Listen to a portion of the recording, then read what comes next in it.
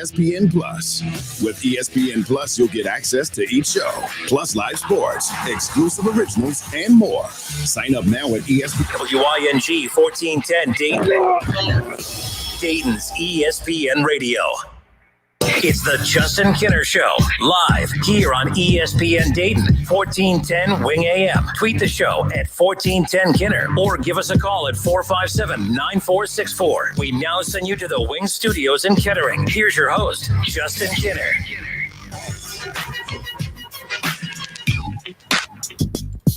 All right, everybody, welcome in. It is the Justin Kinner Show with Kev Nash, live here on Dayton's ESPN radio station, 1410 Wing AM. And this is just one of those days where, like, this is like my third cup of coffee. And no matter what I do, like, I got decent sleep last night. And coffee usually always does the trick. I always thought coffee was stupid and I always made fun of people who drank coffee. I'm like, but I always thought that people said, don't talk to me before I have my morning coffee. I'm like, that's just an excuse to be an a-hole. Like, but now I'm starting to get it a little bit, especially more in the afternoon. Like, to be honest, like, I would that a-hole. I would kill to do a morning show. Like a morning show, I would kill it in a morning show. Cause I have I don't know about you, back when things were normal, we were in the building more often, especially all day long. Like me and you were always the first two here, but we would be here from like the crack of dawn. I get stuff done. Oh, I get stuff done. Yeah. I wasn't even ready. I get stuff done in the morning. Like, you know what I mean? By the afternoon, I'm trying to find new ways to be able to get my energy back. But that's where the listeners come into play. We're going to have some fun today. We got plenty to get into. We're going to talk about the college football playoff rankings. A week from tonight, the very first college football playoff rankings come out. And I think that's huge, considering that Ohio State's biggest matchup of the season is coming up this Saturday against the Indiana Hoosiers. And I think that's pretty interesting right there. It always seems like Ohio State, the first polls that always come out, Ohio State always gets very lucky that they have their biggest game of their regular season. At least they always have a big game. Like, it's never against a Maryland or a Rutgers before the playoff comes out. I mean, it's usually a Penn State. I mean, it's usually one of those teams that Ohio State puts on a good show for. Yeah. And that's why they're always so high up. I mean, they're up there because they're good. But having a top 10 opponent in Indiana coming up this week is huge, because that's going to be kind of the final, whatever. I still think Ohio State's going to be hovering around 3 or 2. I don't think that's a hot take. I think everyone should probably have them around that spot, 3 or 2. I don't see Kenner. I don't see them being 1. But to be fair, it's a top 10 win. The committee could do whatever they want if they like how Ohio State looks. But Ohio State defensively looks flawed at times, just like Clemson looks flawed at times, like Alabama has looked flawed at times. The good thing about everyone having flaws is I think it kind of puts everyone on an even playing ground.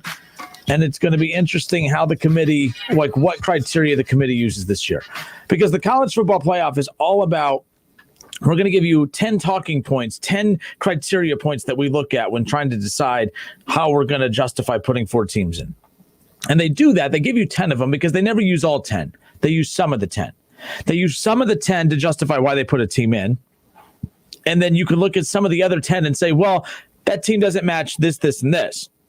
They'll ignore that. They'll just stick to the 4 talking points that the team does cover. So that's what I love about the playoff is you can literally dissect every single decision the committee has ever made. So I'm looking forward to getting into that conversation coming up here in just a little bit. Again, Kev has his top 10. If the college football playoff poll came out today, Kev has what he believes the poll should look like, and I have what I think the poll should look like. So we'll get to that coming up around the corner. But I'm going to open up with this little NBA topic. Now, don't turn the dial. I know people get an NBA. There's NFL, college football. Everyone's talking NBA. Talking a little NBA because free agency started, and I'm curious your thoughts on this. So the Houston Rockets, man, I know, Dayton, Ohio, and here we am talking Rockets basketball, right? So just hear me out. H-Town. This is a question about the perception that fans have of professional athletes and whether, it's the big debate of who do you dislike more? Do you dislike the money chasers more, or do you dislike the title chasers more?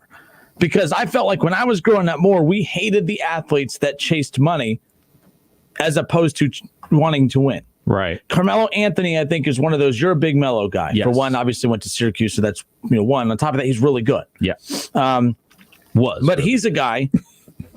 He's a guy that chased money, demanded a trade to get to the Knicks, who have been a bad franchise for decades now. Mm-hmm. But they were good when he was there. To his to defend him a little, he thought he was good enough to maybe be the guy that can go and turn that franchise around. But let's be clear, he knew that the large deal that he was taking was basically going to keep them out of being able to go get any significant help for him.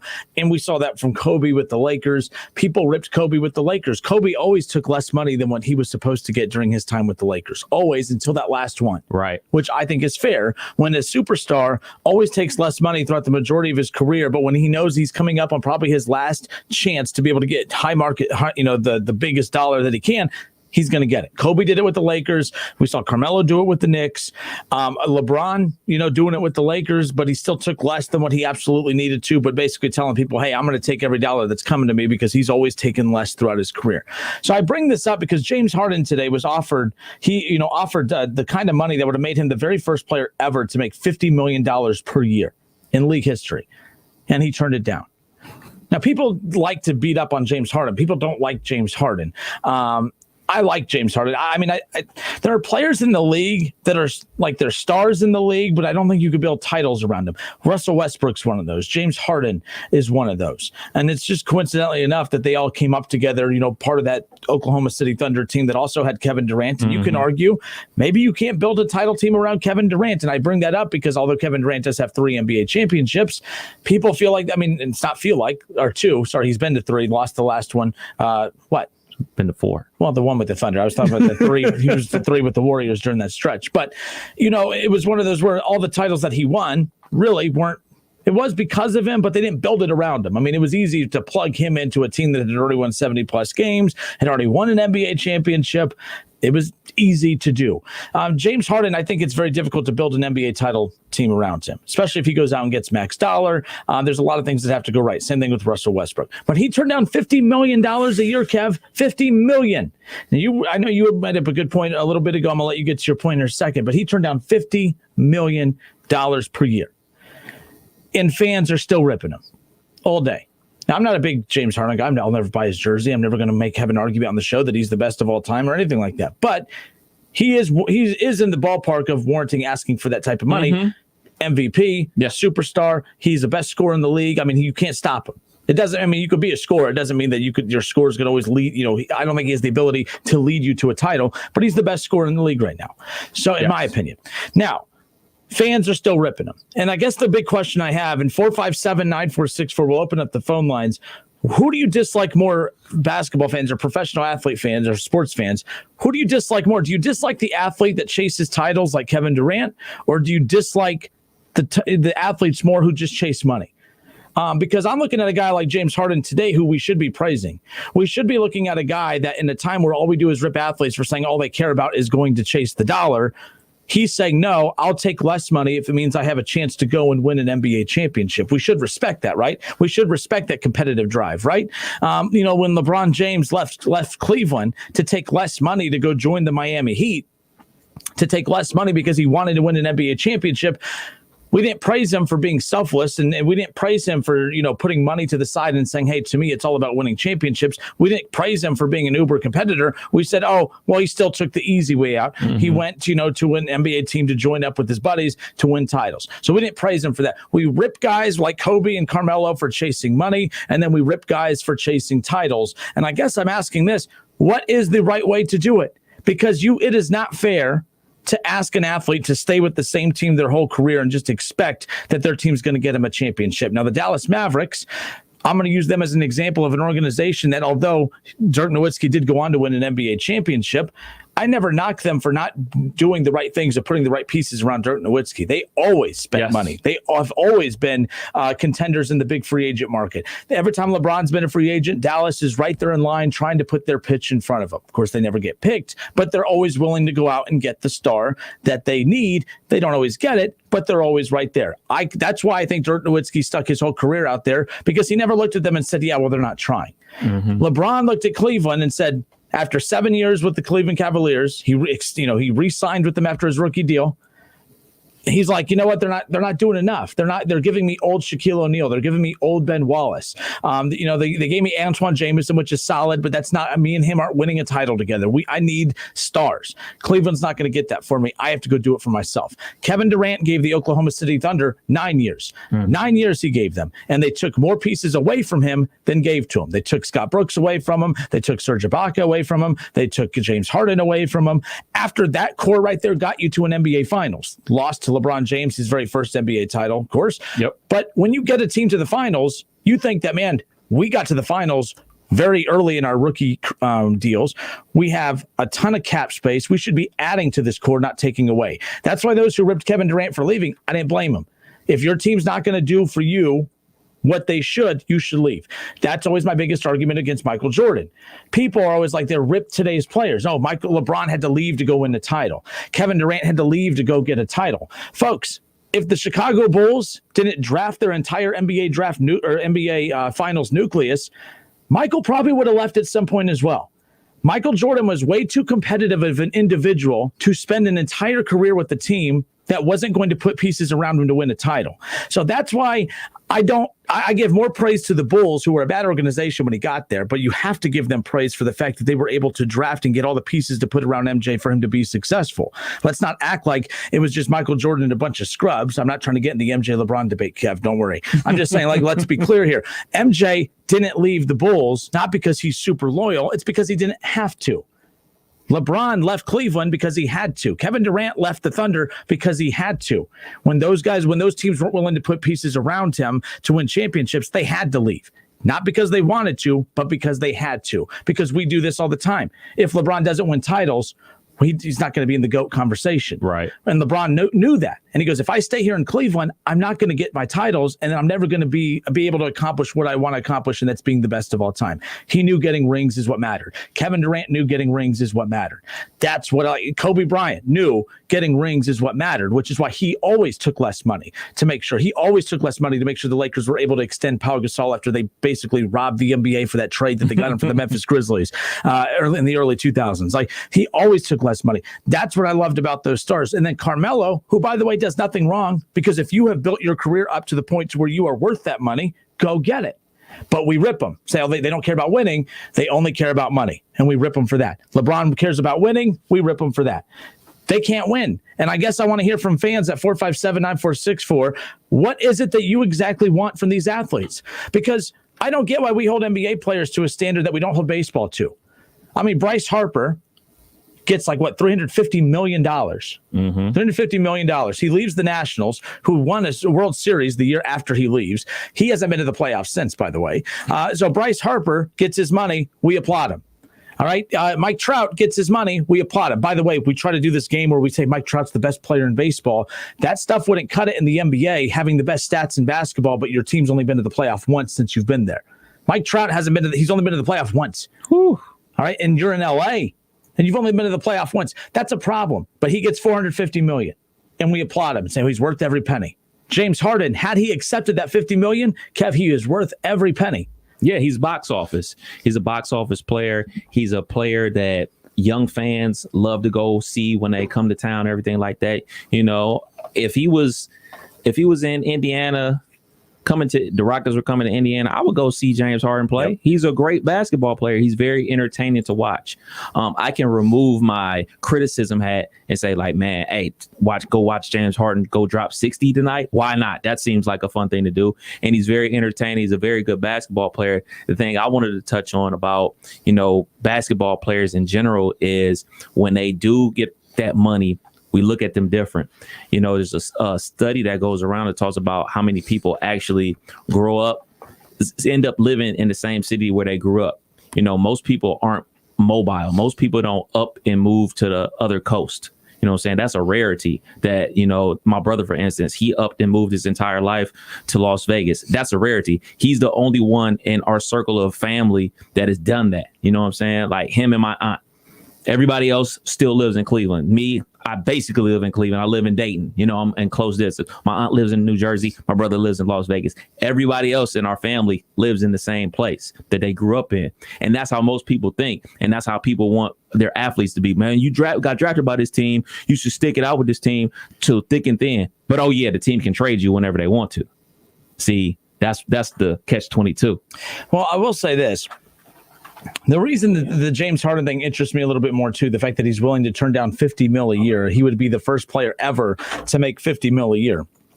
And there will be someone else. It's not like he turned it down and that's ruining it for the Anthony Davis coming soon. Yeah, there will be plenty of players who are going to make 50. I mean, we're going to get to the point where we're going to get to 60 and 70 and not bat an eye. Well, we'll bat an eye, but it'll be nothing. I mean, that's just the norm in the NBA. The money's just going to keep coming.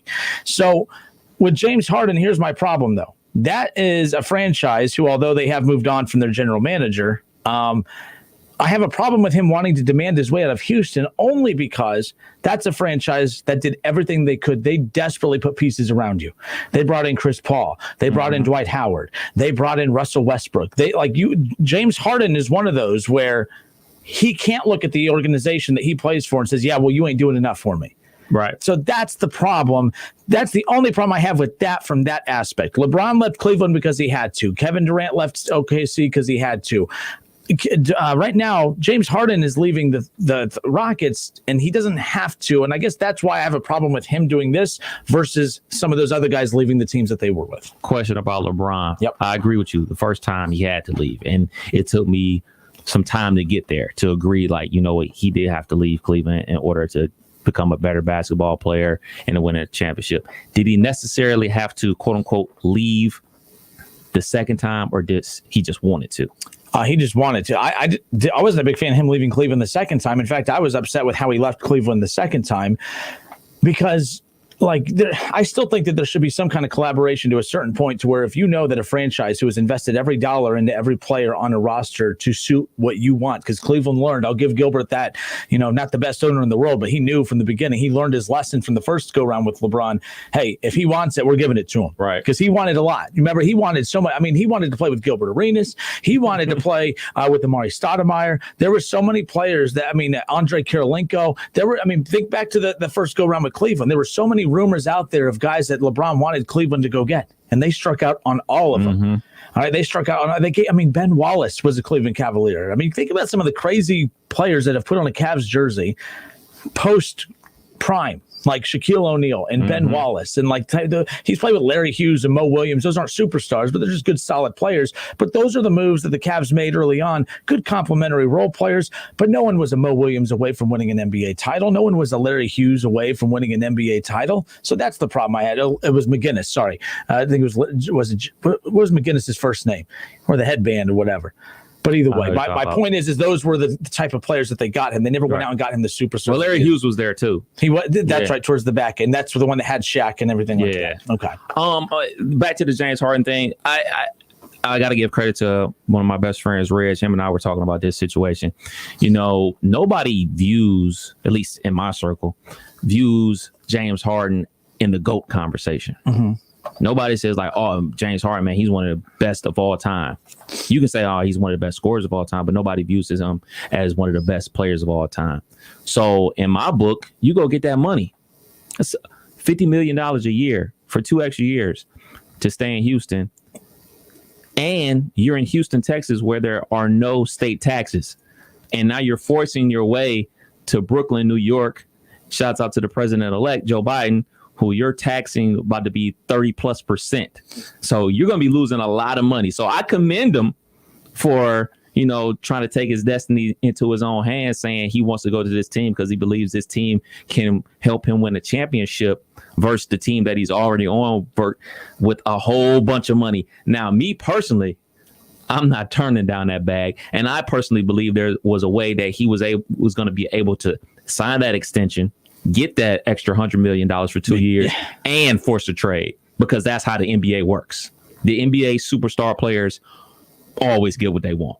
They always get what they want. I can't think of a time an NBA superstar didn't get what they wanted. I think probably Chris Kawhi Paul. Leonard. He did get what he wanted. No, remember back to when he left San Antonio.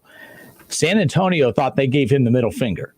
Like, this is what was so funny about that situation in San Antonio. He wanted out. He didn't get along with Greg Popovich. Right. Popovich was used to players bowing down to him. Kawhi did not do that. He wanted to LA. There were teams he wanted on his list, and they sent him. They had 3 teams on his list, and he ignored all of them. Sacramento Kings was one. The Lakers was one. I think Philly. Philly was an Eastern Conference team was the other one. They sent him to Toronto. They thought they were giving him the middle finger. Like, not just, we're not going to send you. It's not that we're going to ignore the 3 teams on your wish list. We're going to send you out of the country. We're going to send you to Canada. And he still gets the last laugh. That laugh he has. He got the last laugh, literally, and wins a freaking NBA championship in Toronto. So, no, but to your point, yes, that usually is the case. But he's the only one I could think of to fit your argument that did not get what he wanted. But even Chris Paul, who you're about to talk about, got what he wanted.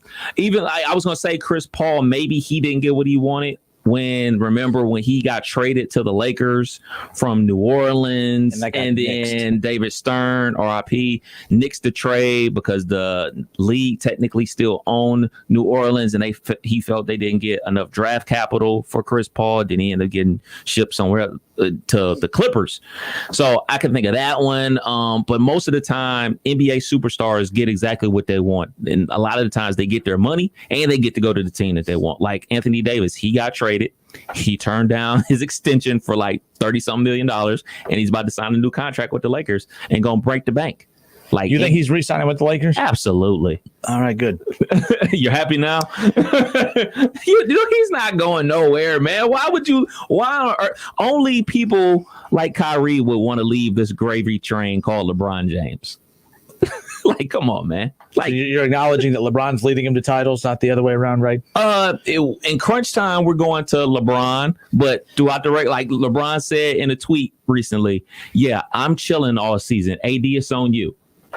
AD is about to ball out of his mind because, you're going to leave LeBron James one-on-one with somebody? No, you can never do that. Here's the other thing, too. Last thing on this, and then we'll get to your Facebook reaction and to your phone calls.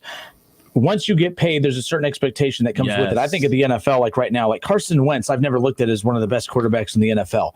But that mofo is paid like one of the best quarterbacks in the NFL. Break the bank. So when you get paid a certain amount, there are expectations that are put on you that maybe are not put on other players. The only player I could think of, and me and you disagree on this big time, Chris Paul, I find I want to use the word overrated, but I need to find a different. Overrated has a bad connotation to it. But I do believe I'm using the term overrated to a point because he hasn't won an NBA championship. But when you are paid that way, you should be leading teams to championships. But he's 35 years old. He's not leading anyone to titles at this point. But I find Chris Paul very overrated, mainly because we put him in that category of best of all, one of the best point guards of all time, but he hasn't won a championship. The NBA is the one sport more than the NFL, more than baseball and any other, where your greatness is defined by titles. Right. Karl Malone is the number 2 scorer in the history of the NFL, and he's non-existent. We don't talk about him ever in anything. That's why when people go, that's why James Harden's scoring all these points. I'm like, yeah, that's great. He's a great scorer and all, but people don't care about that, and he knows that. Mm-hmm. That's why he's turning down the $50 million a year to go try to win a championship. We will always talk about James Harden more than Karl Malone moving forward if he gets an NBA championship. Karl Malone's only not talked about as much because he never won an NBA championship, in my opinion. That's fair. That's a fair statement.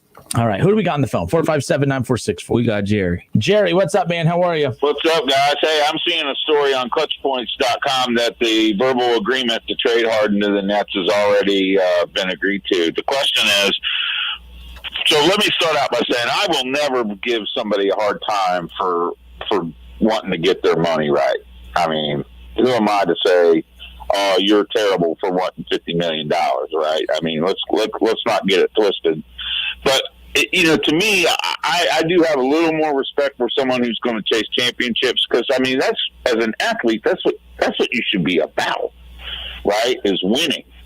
But I can't give anybody a hard time for wanting to get paid. Now, as far as this trade to the Nets go, they're going to have. If you saw what they had to trade for Jrue Holiday the other day, the Bucks had to trade. That means the Nets are going to have to trade almost their entire team and draft capital for James Harden. Now, we got one basketball on the floor, gentlemen. How is Kyrie Irving, Kevin Durant, and James Harden going to make this work? Who's taking the back seat in this? Because, look, when Kevin Durant went to the Warriors, the only reason that worked was because Steph Curry was willing to take a step back and let Kevin Durant be the closer. Right? Let me ask you something real quick, Jerry. Yeah. Jerry, rank them. Who's 1, 2, 3? Durant, Harden, Irving. I could see Harden and Durant winning a title together if they had the rest of the Nets team, right?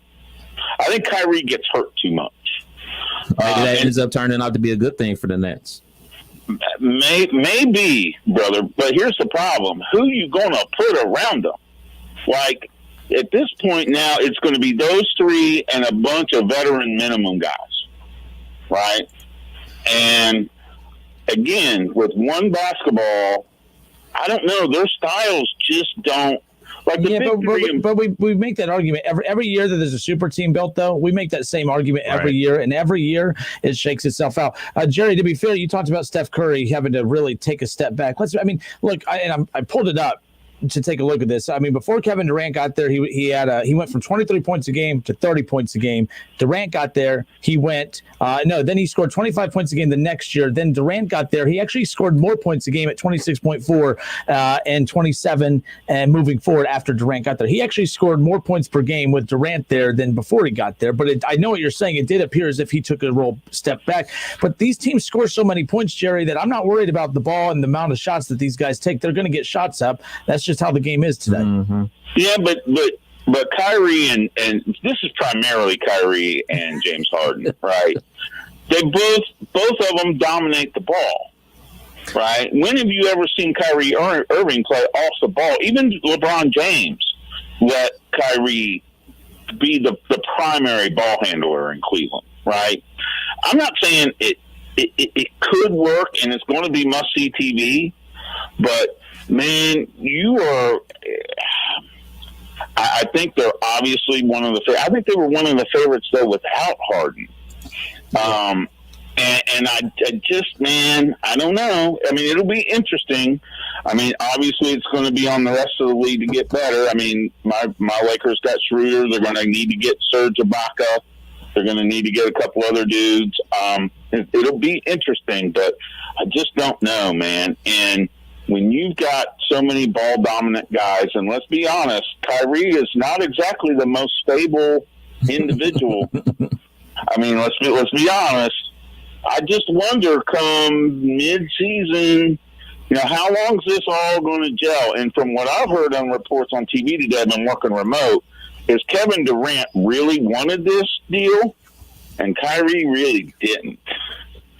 So if that's true, and I have no reason to know if it is or isn't, but if that's true, this is a pretty big, I don't know. We'll see how it works. I don't think it's a slam dunk that this all meshes together and they get what they think. I personally, if I'd have been the Rockets, I would have looked to have traded him to someplace like Philly. I'll say this about Harden.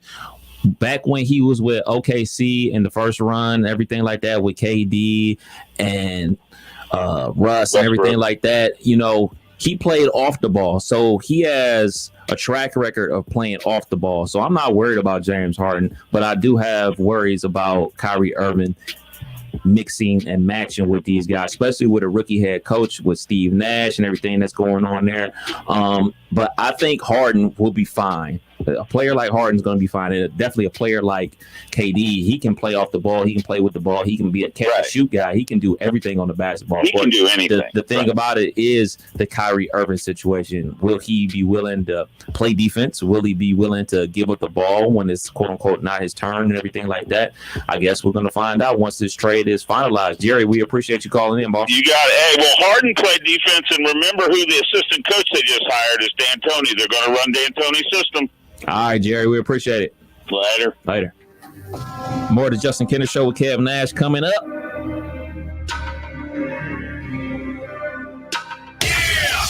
It's the Justin Kenner Show with Kev Nash on 1410 ESPN Radio. ESPN 1410 Wing AM weather. This afternoon will be partly cloudy and windy, a high near 43. Tonight's going to be mostly clear with a low around 24, and tomorrow will be partly cloudy with a high near 48. I'm Pete Spyback for 1410 ESPN Radio. Cordell Transportation is now hiring for brand new home daily dedicated lanes. Earn up to $1,620 per week. A $2,000 sign-on bonus, medical, dental, vision, company paid life insurance. Apply online at CordellTransportation.com.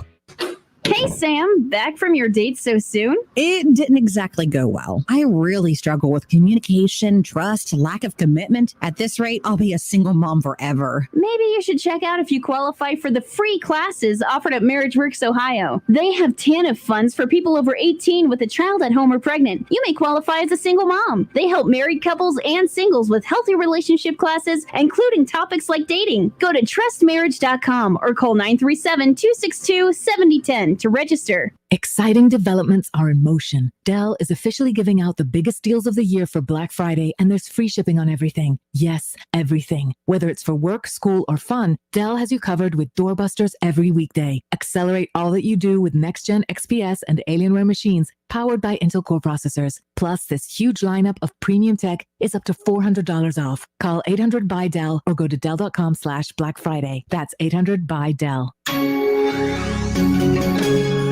What's in store this holiday at your local Staples? Gifts and packages shipped with care. So you can relax knowing they'll soon be there. Now at Staples, save 25% on UPS expedited shipping services. Plus, save up to 30% on select shipping supplies. Shop in store or get same-day delivery through Instacart. Pack it and ship it for less at Staples. Ends 1/2/21. While supplies last. In-store only. See store for details. Instacart not available on shipping services. Fees, taxes, additional terms, and/or tips may apply. Delivery subject to availability. Find out what happens when road rage takes a deadly turn. Rent Unhinged, now available at Redbox, starring Russell Crowe. He's a man whose actions escalate to deadly proportions as he becomes single-mindedly determined to teach a divorced mother a lesson after she impatiently honks at him at a red light. Watch Unhinged along with other new movies and make it a Redbox night. Head to one of the 40,000 Redbox locations, stream on your smart TV, or visit redbox.com for all the ways to watch. Get in the zone, AutoZone. Welcome to AutoZone. What are you working on today? Taking on that next oil change yourself is a great idea. We can help you get started. Right now, you can get 5 quarts of Castrol Edge full synthetic motor oil and an STP extended life oil filter for just $31.99. You can even get it all fast your way with our next day delivery or free same-day store pickup. Getting the job done just got easier. Restrictions and details at AutoZone.com. Get in the zone, AutoZone. Freaking chicken chunks, freaking chicken chunks, freaking chicken chunks, freaking chicken chunks. $29.99 each, you 4 pounds of freaking chicken chunks. Look at the 4 sauces too. Look at the 4 sauces too. 4 sauces too. 4 sauces too. 4 sauces too. Freaking chicken chunks. Ring in the season with 4 pounds of freaking chicken chunks. Buy a $25 Frickers gift card and get 5 freaking bonus bucks free. The ho home for fun, food, sports, and spirits is Frickers. Freaking chicken chunks, 4 sauces too. Freaking chicken chunks, 4 freaking pounds. Freaking chicken chunks. If you are on Medicare and have questions about drug and health coverage options, register for a Medicare Checkup webinar with the Ohio Department of Insurance. Learn about Medicare open enrollment, financial assistance programs, and important deadlines. Everyone on Medicare should review their health and prescription drug plan options. Annual open enrollment runs October 15th through December 7th, and any changes are effective January 1. Visit insurance.ohio.gov or call 1-800-686-1578 to schedule an appointment. The holidays and driving go hand in hand, but cold weather and batteries don't. Make sure your vehicle's battery is winter ready with free testing at Advance Auto Parts. If it needs to be replaced, we have Die-Hard batteries that are reliable, durable, and powerful enough to get you through every road trip. Plus, we'll even install it free with purchase. No appointment necessary. Advance your auto at Advance Auto Parts and participating CarQuest locations. Most vehicles, most locations. See store for details. The great thing about facts, they're proven. Like the fact that crude oil contains impurities, or that base oil made from natural gas is 99.5% free of impurities. And the fact that Pennzoil is the first synthetic motor oil made from natural gas, not crude oil. It gives you unbeatable engine protection. The proof is in the Pennzoil. Based on Sequence 4A wear test using SAE 5W30. Available at Pet Boys. Yeah, this season I actually had little business cards made. Eric Rubino, Fantasy Baseball GM. You can keep that. Sure, the players are famous, but come game day, I decide their fate. What's that? Oh, you make $20 million? Well, I don't like your attitude. You benched! No, I'd never bench an all-star, but I could. That's also why I like Progressive's Name Your Price tool. With options based on my budget, they never throw me a curveball. That's a little baseball reference for you. Get options based on your budget with Progressive, even if you're not a legend in your own mind. Progressive Casualty Insurance Company and affiliates. Price and coverage match limited by state law. It's time for some straight talk. Look, we all drop our phones. It happens. You fumble it, crack it, splash it. Well, Straight Talk Wireless now offers this new Platinum Unlimited plan that includes phone protection. Just $65 a month for unlimited talk, text, and data, plus 20 gigs of hotspot, 100 gigs of cloud storage, and more. All on the best network. Straight Talk Wireless, no contract, no compromise. See Mobile Protect terms and conditions at Asurion.com/Straight Talk. Limitations and exclusions apply. College football, it's the game you wake up early on Saturdays for, even though kickoff isn't until 7. The game where the Goodyear blimp becomes a Hall of Famer. The game that goes just beyond school, spirit, fandom, or love of the sport. It's the game where the comebacks happen. It's the game where anything can and will happen, as long as you have the drive. Because college football is the game that moves you. We get it because it moves us too. Goodyear, more driven. Remember, customize and save with Liberty Mutual Insurance Company. Only pay for what you need at libertymutual.com. Liberty, liberty, liberty, liberty. NFL fans, the season is finally here. Get your picks submitted at wingam.com. Click on contest and enter the Pro Football Challenge. Weekly winners will win $20 in Frickers Fun Bucks. Get to wingam.com and get your NFL picks submitted now. Touchdown! Incredible! Good luck. On Twitter, make sure to give us a follow. Search 1410 Kinner for Justin Kinner on Twitter. That's 1410 KINNER. And ESPN Dayton for the station Twitter handle. It's the Justin Kinner Show live here on Dayton's ESPN radio station. Justin Kinner Show with Kev Nash. And we are here live, of course, taking your calls at 457-9464. And we are live on Facebook and ESPN Dayton's YouTube channel. Head there now, search the Justin Kinner Show, and tune in and watch live as well as interact in the comment section. So we opened up with the fact that James Harden turned down $50 million a year. He would have been the first player to ever make $50 million a year. And of course, every year the money's going up and up. And at some point, someone else will step in to make that. A couple years from now, we'll be talking about players making $60 million a year.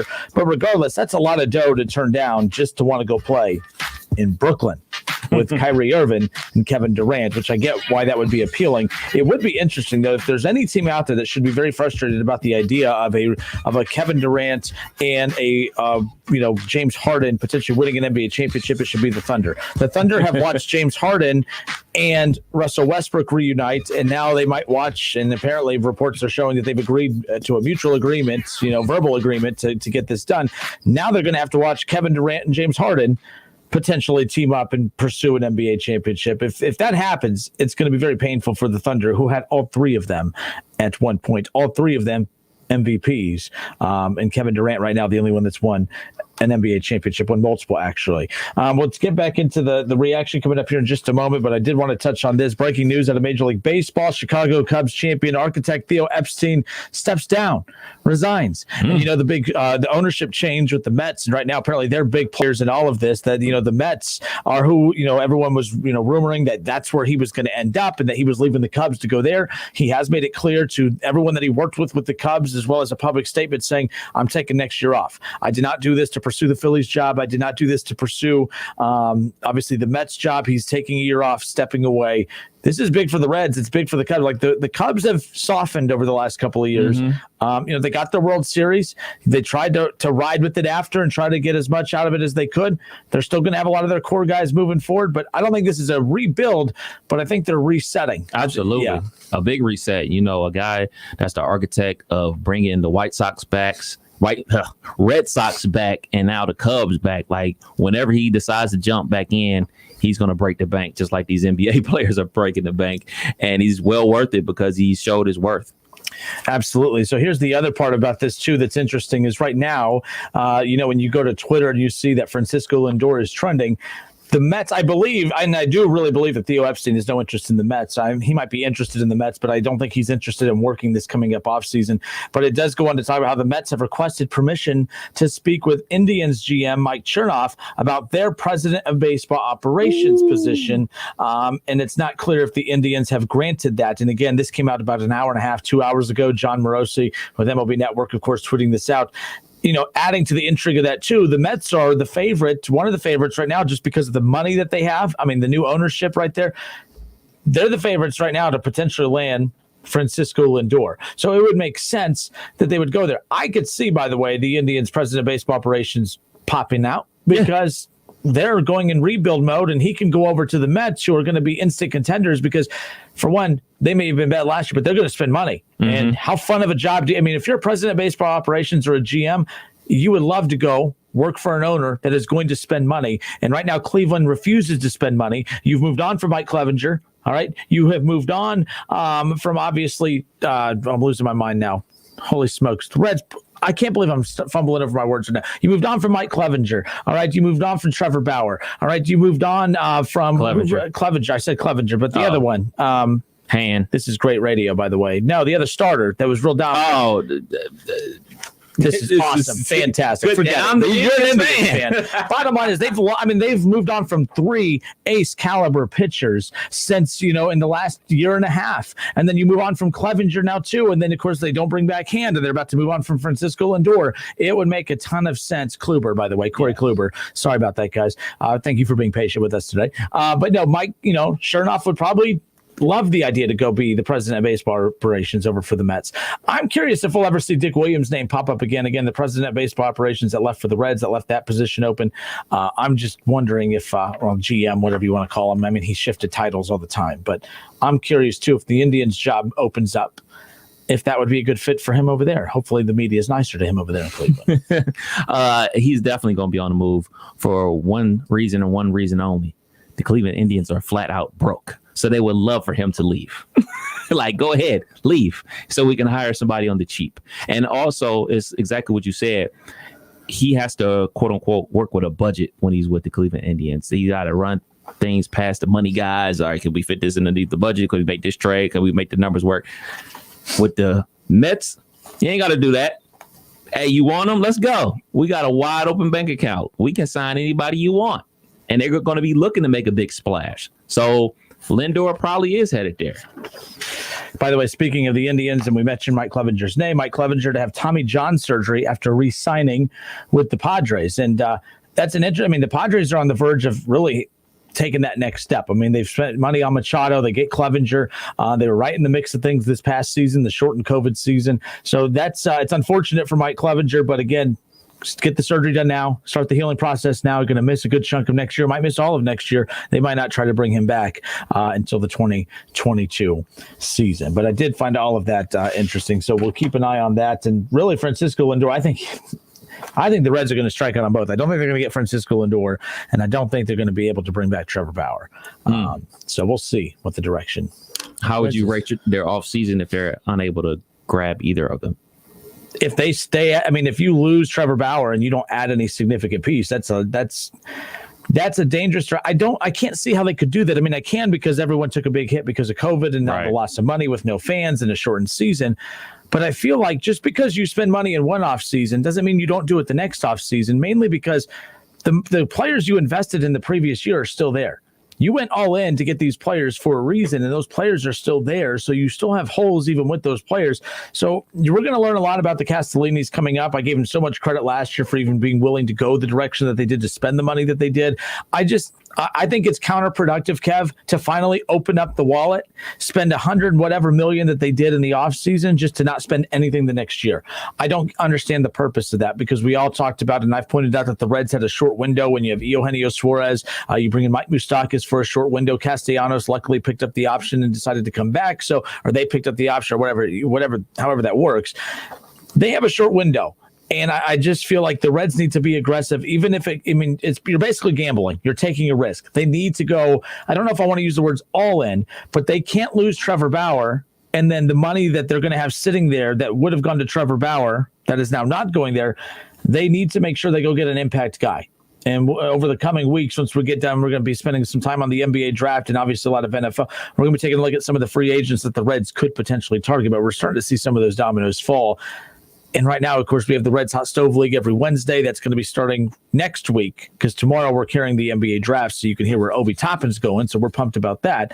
But yeah, it's going to be an interesting offseason. I don't know. If I had to put money on it, I don't know what direction the Reds are going in. I don't know if they're just going to stand pat and just say, hey, we're going to be a 70 to 80 win team next season, assuming we play all 162. That's where I could see them going. I don't see them making the playoffs. The good thing is the Cubs are weakening. Right. All right. The Brewers are a tweener team. The Pirates are the Pirates. The Cardinals are the Cardinals.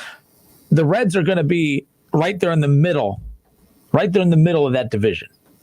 So we'll see. But they could potentially, if they don't make any changes, the Brewers would be better than them. The Cardinals would be better than them. And even if the Cubs are retooling, they would be better than them too. And then you're right back where you started 2 years ago. So that's why I think it's counterproductive to not do anything if you're the Castellinis. Real quick on this James Harden situation, the rumor, and I'm going to once again say rumor, that they're going to be trading Spencer Dinwiddie, Karis LeVert, and Jarrett Allen, and a draft pick for James Harden. By the way, the Rockets they traded away some player I've never heard of before. They get Trevor Ariza in return. And they got like 2 first-round picks. I have no clue. They traded Robert Covington. Is he worth a first-round pick? Yes. He's a young version of Trevor Ariza, a 3-and-D guy, a young version of that. Well, remember Trevor Ariza when he was winning championships with Kobe with the Lakers? That's exactly who he is. Well, if I'm the Rockets, I take the players that they just got from the Nets, and I trade them for more draft picks because they're good quality players. You're going to build a roster that's good enough to win you enough games to where you can't rebuild because you're not going to get good enough draft picks to do it. If you're winning if you're winning 35 plus games, good for you, but it's not a good thing because you need to be losing games to get better draft picks. So we'll see. I still think that they have a lot more moves that they're going to make, but it's about to be crazy. Russell Westbrook's going to get them something in return. Don't be surprised. Do the Lakers go and try to, well, not now since they got Schroeder from OKC, they ain't going to go and do that. I don't know who grabs Russ. The Russ situation is a difficult one because he's owed a ton of money. We don't talk about how much money Chris Paul is owed. Russ is owed just as much. Everything that I'm reading is going to be Charlotte, but I just don't know. Does Charlotte have the pieces to trade for him that they will want? I mean, obviously they were going to want that number 5 draft pick. Charlotte going to come off that number 5 draft pick for Russ? I don't know. Russ is already 32 years old. Got like 3 years left on the contract. He's going to get like $40+ million. It's a lot of money to give a dude. Go to Philly. So 2 point guards who can't shoot. Listen, those guys. And by the way, the LeBron effect is real. When he was in the East, everyone went to the West. He goes to the West. Now all these mofos going to the East. Who went to the West? You had Kevin Durant that went to the West. They was already in the West. Or Kevin Durant went to the East when LeBron got there. When LeBron goes to the West, Kevin Durant went to the East. No, I asked Westbrook going to go to the East. I asked you who went from the East to the West. So I'm trying to make sure. The Eastern Conference was so damn weak when LeBron was in the East. Now all the stars in the West are going to the East. But you said everybody went from the East to the West. Look at the whole damn Eastern and Western Conference. What stars were in the Eastern Conference? I'm asking a question. What stars went from the East to the West? I don't have those lists in front of me. I'm talking about, look at the So you're talking about right now. Right now. No, I'm talking about, look how all the stars were in the West when LeBron was in the East. LeBron's now in the West. Now all the stars are going to the East. I don't know why that's so hard to understand. Because I asked you said all the stars, when LeBron was in the East, all the stars went to the West. No, all the stars were in the West. LeBron goes to the West, and now everyone shifts over. Everyone shifts over. Staying away from LeBron, we can't win with LeBron over here, so we got to go to the East to give ourselves a chance to get to the finals. That's how it works. Okay. That's not okay. That's how it is. Okay. That's how it is. I'm not making that up. It's what's going on. That's what's going on. Real quick, who we got on hold, by the way? We got the one and only Charlie. Charlie, welcome in. Don't upset Kev now. Oh, I won't. You learned your lesson. So, you know what? I think that Harden going to the Nets is great, and they're missing one piece. If they could just get LeBron James, I think that they might have a chance to win the title once they get Harden over there. You know what I'm saying? Do you? Huh? Do you know what you're saying? Yeah. Okay, good. I was like, what in the world are you talking about, Charlie? Every day. It's not gonna work. I mean, all the crazy stuff you say. Burrow's good. LeBron should go to the Nets. I mean, all the crazy things you say. No. Look, it's a good time to leave the West. Steph's coming back. Golden State's probably gonna. I don't know if they'll win a title, but they're definitely going to compete with the Lakers. Those are going to be the big dogs over there. So why stay? You know, you got to get past the Heat over in the East, and you may not do that. And I think Kev's right. And you know, is it the best thing if Kyrie gets hurt? Because the team always seems to play better. Like that dude. I don't know, man. I don't know about Kyrie. When you leave LeBron James, what's wrong with you? Basket case, man. Hey, look, man, I'm not going to sit here and act like I'm like the super LeBron James fan on this show, but I do know that LeBron James is one of the greatest basketball players ever to grace us with his presence. And you leave this gravy train, you're going to the finals every single year. That means you have a chance to win an NBA championship every single year. And you think that leaving is the smart thing to do? Nah, bro. After that, I could never root for a guy that thinks that way. You know what? I don't know if he tried to like tarnish LeBron's legacy by leaving, but to me, the greatest season, or at least the greatest playoff run that LeBron had was that season, the last season with the Cavaliers. I know they didn't win, but I mean, I've never seen anybody play harder with, I mean, what was that team? Like that was a team that it was just a couple guys off the street. Timothy Mozgov. Timmy. But it's just like, it's so easy. It's like, how great was Durant and Harden in Oklahoma City? How many rings did they win? They didn't win anything. You know what I mean? Like what makes you think this late with his Achilles injury? I mean, Kevin Durant hasn't played for almost 2 years.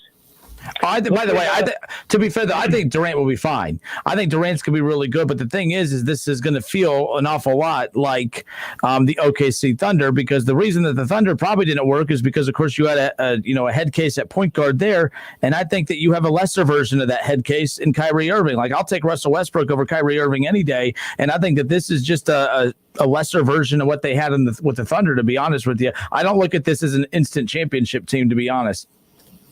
If that's what ends up happening. But it's like you said, when you have these type of caliber of players and they're paid this type of money, the expectation is a championship. Yeah.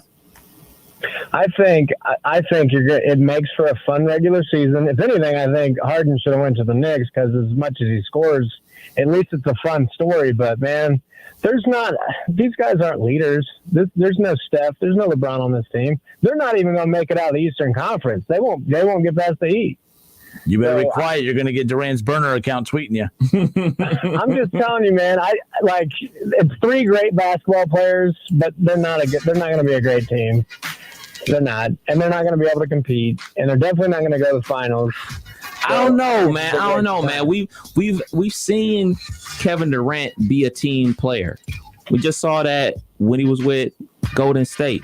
We've seen Kevin Durant and James Harden be good teammates together. I just think the odd guy in the situation makes everybody look at him a little crazy, because it's Kyrie Irving, and everybody can't get this out of their head that he left LeBron James because he thought he was a better basketball player. Well, let's be clear. Of them three, he's the only one with the bling. Yeah, Kyrie, the only one with the bling. I'm just saying. KD got 2 rings. Oh, crap. Yes. Oh, crap. I meant like by himself before those two. Anyway. So by himself, he was with LeBron James. He was with the Cavs before LeBron got there. So technically, I mean, he was at least with his team when they went through one an NBA championship. I like that Kyrie. I don't like this version of Kyrie. No, he's always been the same this dude. Version of Kyrie is just, I'm not okay. I mean, he bought in that year they won the title. They got a title. That's all that matters. Charlie, good hearing from you. What do you got? Hey, you guys take care. No, you guys take care, man. Have a good one. You too, man. Take care. All right, 457-9464. Going back to the reaction on Facebook. Tim Cockrell says MLB.com is saying that the Reds would get Lindor and Cleveland would get Senzel, Hendricks, Stevenson, India, Garcia. I say hell no, way too much. Tim, I'm with you. That is way too much. That is absolutely ridiculous. As good as Lindor is, the Reds aren't going to give away Hendricks, which I think is one of the top prospects in baseball. You have Stevenson, India, Garcia. They're not going to give up all of that on top of having to pay a buttload of money to Lindor.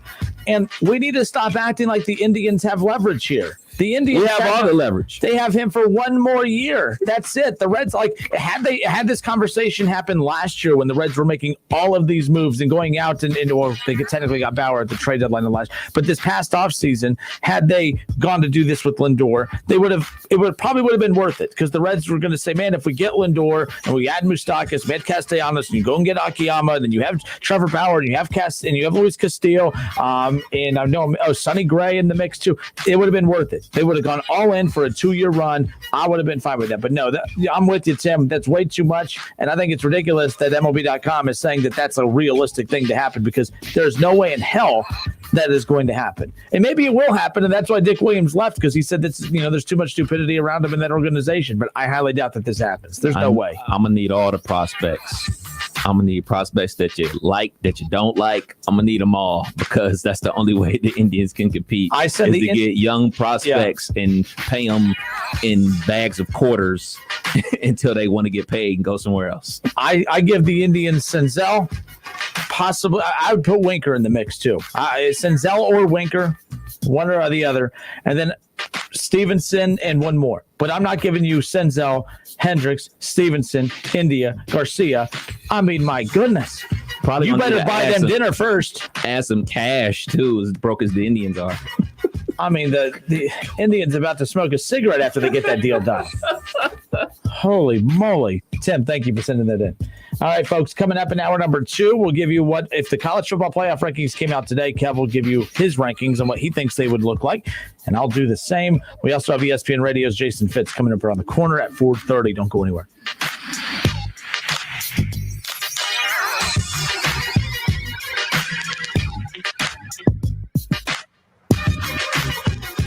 It's the Justin Kinner Show with Kev Nash on 1410 ESPN Radio.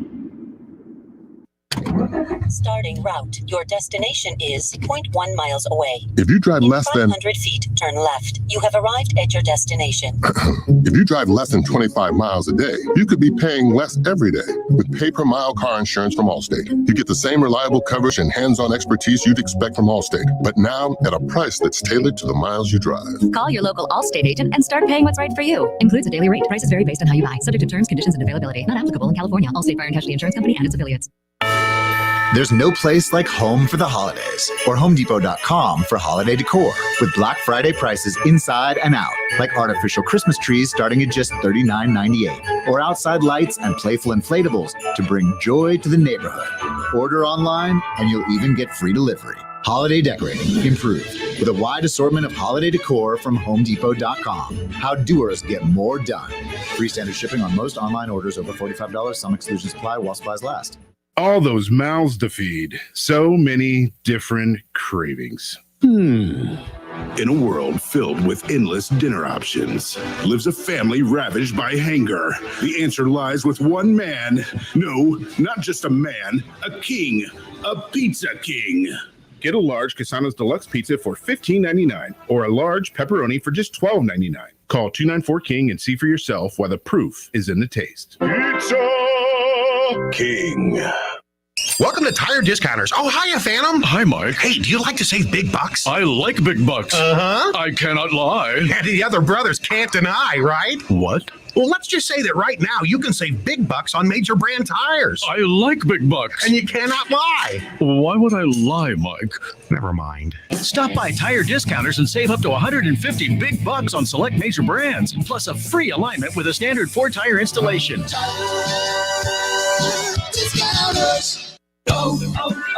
O'Reilly. This is Jesse's O'Reilly Auto Parts story. As a nurse, not making it to work was not an option. But driving through the snow with my wiper blades struggling, I just didn't feel safe. So I pulled into O'Reilly Auto Parts, and before I knew it, an employee was offering to install the wiper blades on my car. I got to stay out of the snow for a moment, and I still made it to work on time. O'Reilly Auto Parts. Want to hear how I almost got off the naughty list this year? I helped Santa save gazillions by having him download Capital One Shopping to his computer. Capital One Shopping instantly searches for available coupon codes and automatically applies them at checkout. You can download it too and save a bundle. You don't even need a Capital One card, and it's free.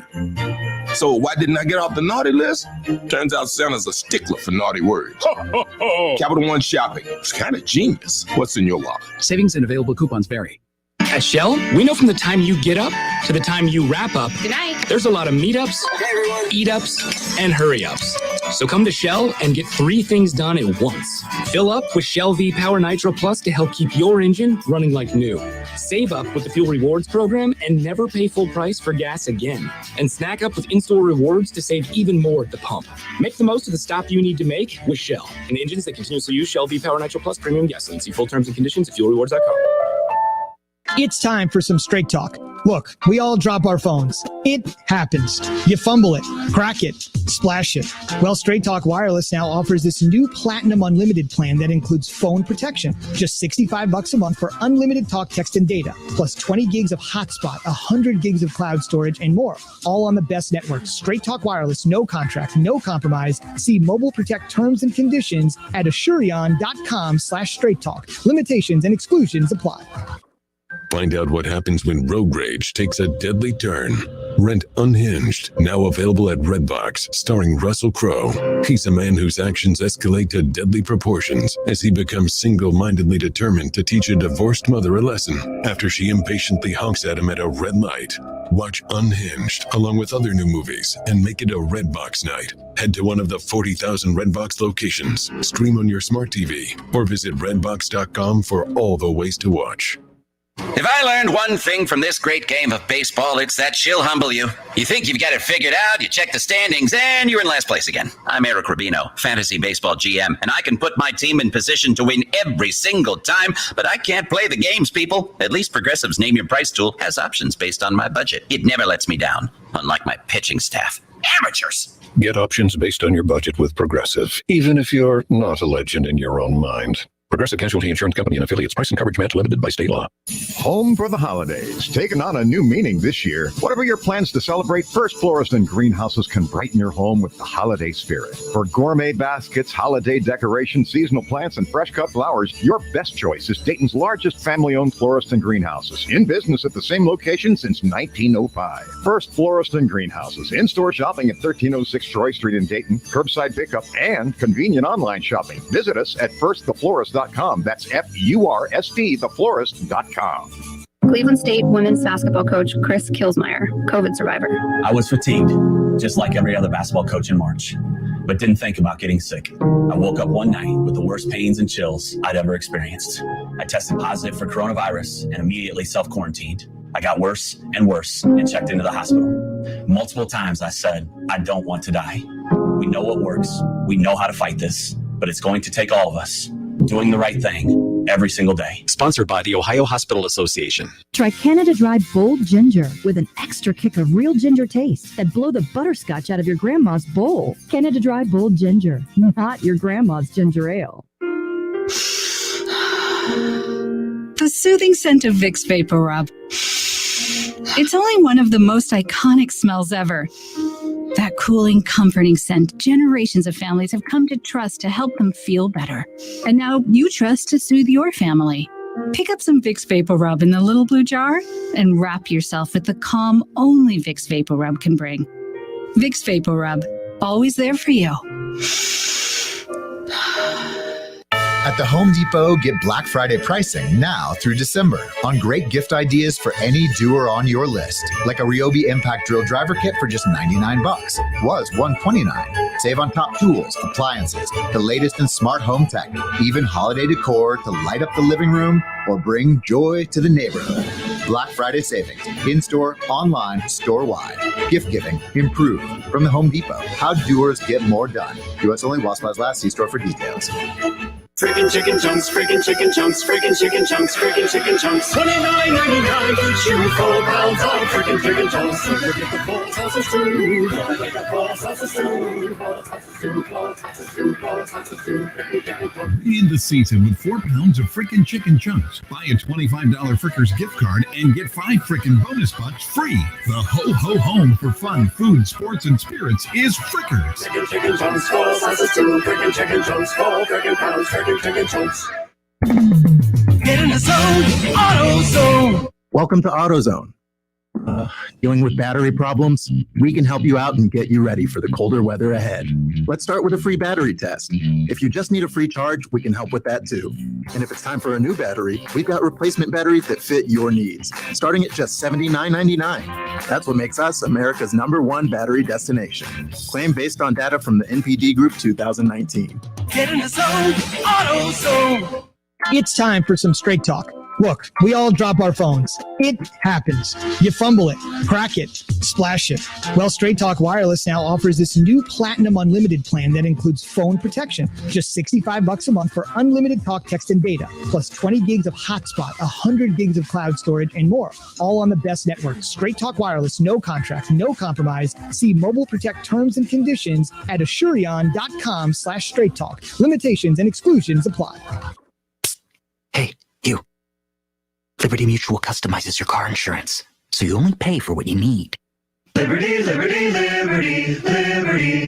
He's a former Buckeyes great and now a college football Hall of Famer. And don't forget about his 13 years of NFL experience playing for the Eagles, Dolphins, Jets, and the New England Patriots. He's Dayton's own Keith Byers. Hang out with him every Monday at noon on The Keith Byers Show, presented by Lee's Famous Recipe Chicken. Whether you're at home, at work, or in your car, tune in to ESPN 1410 Wing AM or stream us live at wingam.com. WING 1410 Dayton, Dayton's ESPN Radio. It's the Justin Kinner Show, live here on ESPN Dayton, 1410 Wing AM. Tweet the show at 1410 Kinner or give us a call at 457-9464. We now send you to the Wing Studios in Kettering. Here's your host, Justin Kinner. We'll be joined shortly at 4:30 by ESPN Radio's Jason Fitz. Of course, we'll look back at the big week that was in the NFL. We'll talk about your Bengals. We'll talk about your Browns. And, of course, talk about a week from tonight, the very first college football playoff poll will be released. Only doing 5 this year to sprint to the finish line. So is it 5 or 3? I think it's 5. 5. It's 5. And, by the way, I'm noticing some teams wrapping up here their regular season here in the next couple of weeks. Like that, I mean, with the Big Ten and the Pac-12 starting so late, some are wrapping up here. BYU only has 2 games remaining. Mm-hmm. Excuse me. Only 2 more weeks remaining. So, and then they just kind of sit back and see. I think that's. I do think that there is a lot of pros. Like when you look at the pros and cons, there's a lot more pros to playing later into the year. You want to be in the committee's mind. Mm-hmm. Like BYU wrapping up here in 2 weeks is a bad thing, in my opinion, for them. Because once you play your last game in 2 weeks, out of sight, out of mind. That's why it's always good to have some of your better games later in the year. That's why I always like, that Ohio State a lot of times has their biggest game. I don't know if they plan it that way or what, but usually, you can't really plan. The conference puts it out, but the conference probably positions Ohio State's best game to usually come around the time of the reveal of the first playoff poll, just because people say the first one doesn't matter. I disagree. I think it's harder to move teams out of spots than it is to move teams in a lot of times. For instance, look at Clemson. Clemson's locked at number 4. If they don't lose again the rest of the year, they're locked at number 4. No one's leapfrogging them. No matter they're one-loss team. No matter what Florida does, no matter what Texas A&M does, I don't care how many of you Bearcat hopefuls out there think they have a shot. Florida could leap them? No, I right now, for one, Florida, they have a good win, but their loss is bad. They have a bad loss. Their loss isn't great. I mean, Clemson lost a close one without. They had 7 starters out on the defense. You didn't have your starting quarterback, which I'm not a big fan of giving that excuse because their quarterback, I can't even pronounce his last name. He had like a big time game. He had a big time game. So I'm not going to. I think they can. I think Florida can leap them if they went out. Your hate for Clemson is very obvious. It's not. It is. No, it's not. I saw your poll. We'll get to it. It's not any hate for Clemson. They've done nothing to deserve dropping. They lost a close one to the number 2 team in the country. So if Florida wins out, that means they beat Bama. That means they will have the best win. So I see them leaping them. They ain't leaping them. Clemson, they went out, they're in. There's no chance in hell they're not in. There's not a chance in hell like Clemson. I'm not saying they wouldn't get in. I'm just saying Florida will have the best win. Alabama's in. Ohio State's in. If Florida beats Alabama, Florida's in. Alabama's in no matter what, even if they lose to Florida in the championship game. We'll see. We'll see. There's no seeing about it. It's college football, baby. It's Alabama's sport. They own it. Them and Clemson both.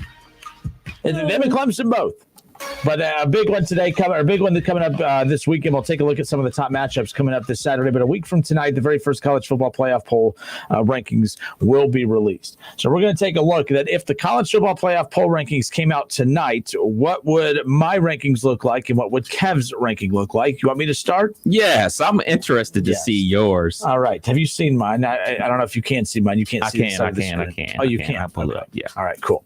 All right, so if the college football playoff poll was released tonight, I would have Alabama 1.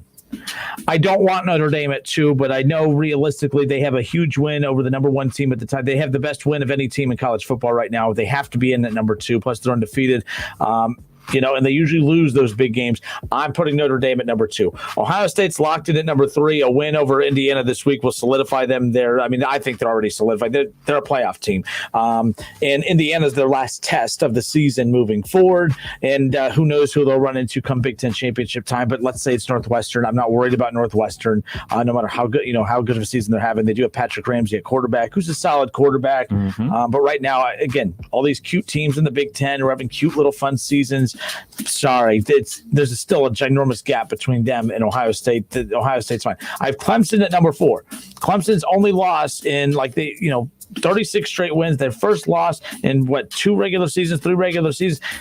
Without 7 starters on the defense who were out injured. I'm sorry, I'm not going to punish Clemson. Clemson's at number 4. I wanted to still put them at number 2 just because they're still the second best team in the country, in my opinion, but I have to put them back there because they lost to Notre Dame, so I have them in at number 4. Texas A&M coming in at number 5. Florida, who is rolling right now, number 6. They've gotten better. They got Felipe Franks, wherever they got him back. So how long has he just came back? Felipe Franks is at Arkansas. Kyle Trask. Sorry, got the quarterbacks mixed up, but they're getting him back. They got him back, or they're getting him back this weekend. He's back. So, and they've taken. But Florida, after getting beat, I hate how they lost though. The loss they have, you can lose, you can't get beat down. That's the problem I have with Florida's loss. Hold on, they lost to A&M, right? I thought they only lost by a touchdown. So you look again, if you look at the current rankings right now, as far as where they stand, we have that up right there. When you look at Florida on the season and their one loss, they lost 41-30, but they lost 41-38 against Texas A&M. But Texas A&M is not a good loss. To me, it's not a good loss. It's not a good loss. I think you look at the overall picture of the teams, you take into a lot of account what they've done in the past. I only look at this year.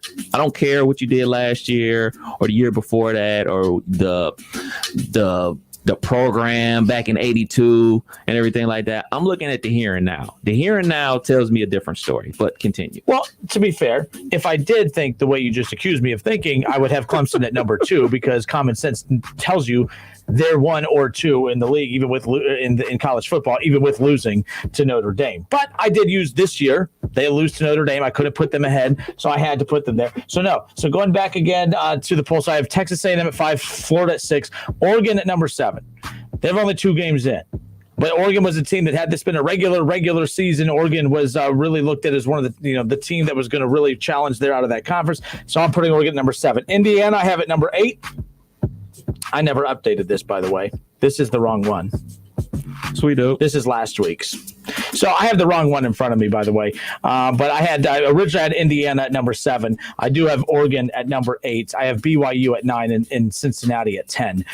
So I have the wrong one up here on the screen as we are live on Facebook right now. But yeah, that's my top 10. Again, I do have Alabama 1, Notre Dame 2, Ohio State 3, Clemson 4, Texas A&M at 5, with Florida at 6. But I do have Indiana at 7. I have Oregon at 8. I have BYU at 9 and Cincinnati at 10. And so thank you for pointing that out, that this is the wrong rankings. This is the one I had from last week. Okay. But anyways, so there is mine as far as that goes. For me, I have Notre Dame still at number 1. They have the best win out there. hands down.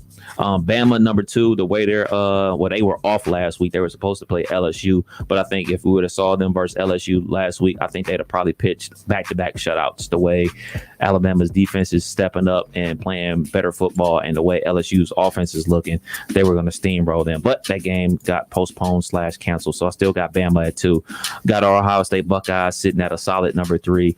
I feel much like you. I feel like, they're locked in at 3 if they handle their business. I don't necessarily think they can move up too high, but once you're in the party, it's on you to crash it and make it what it is. I do have Texas A&M at number 4 right now.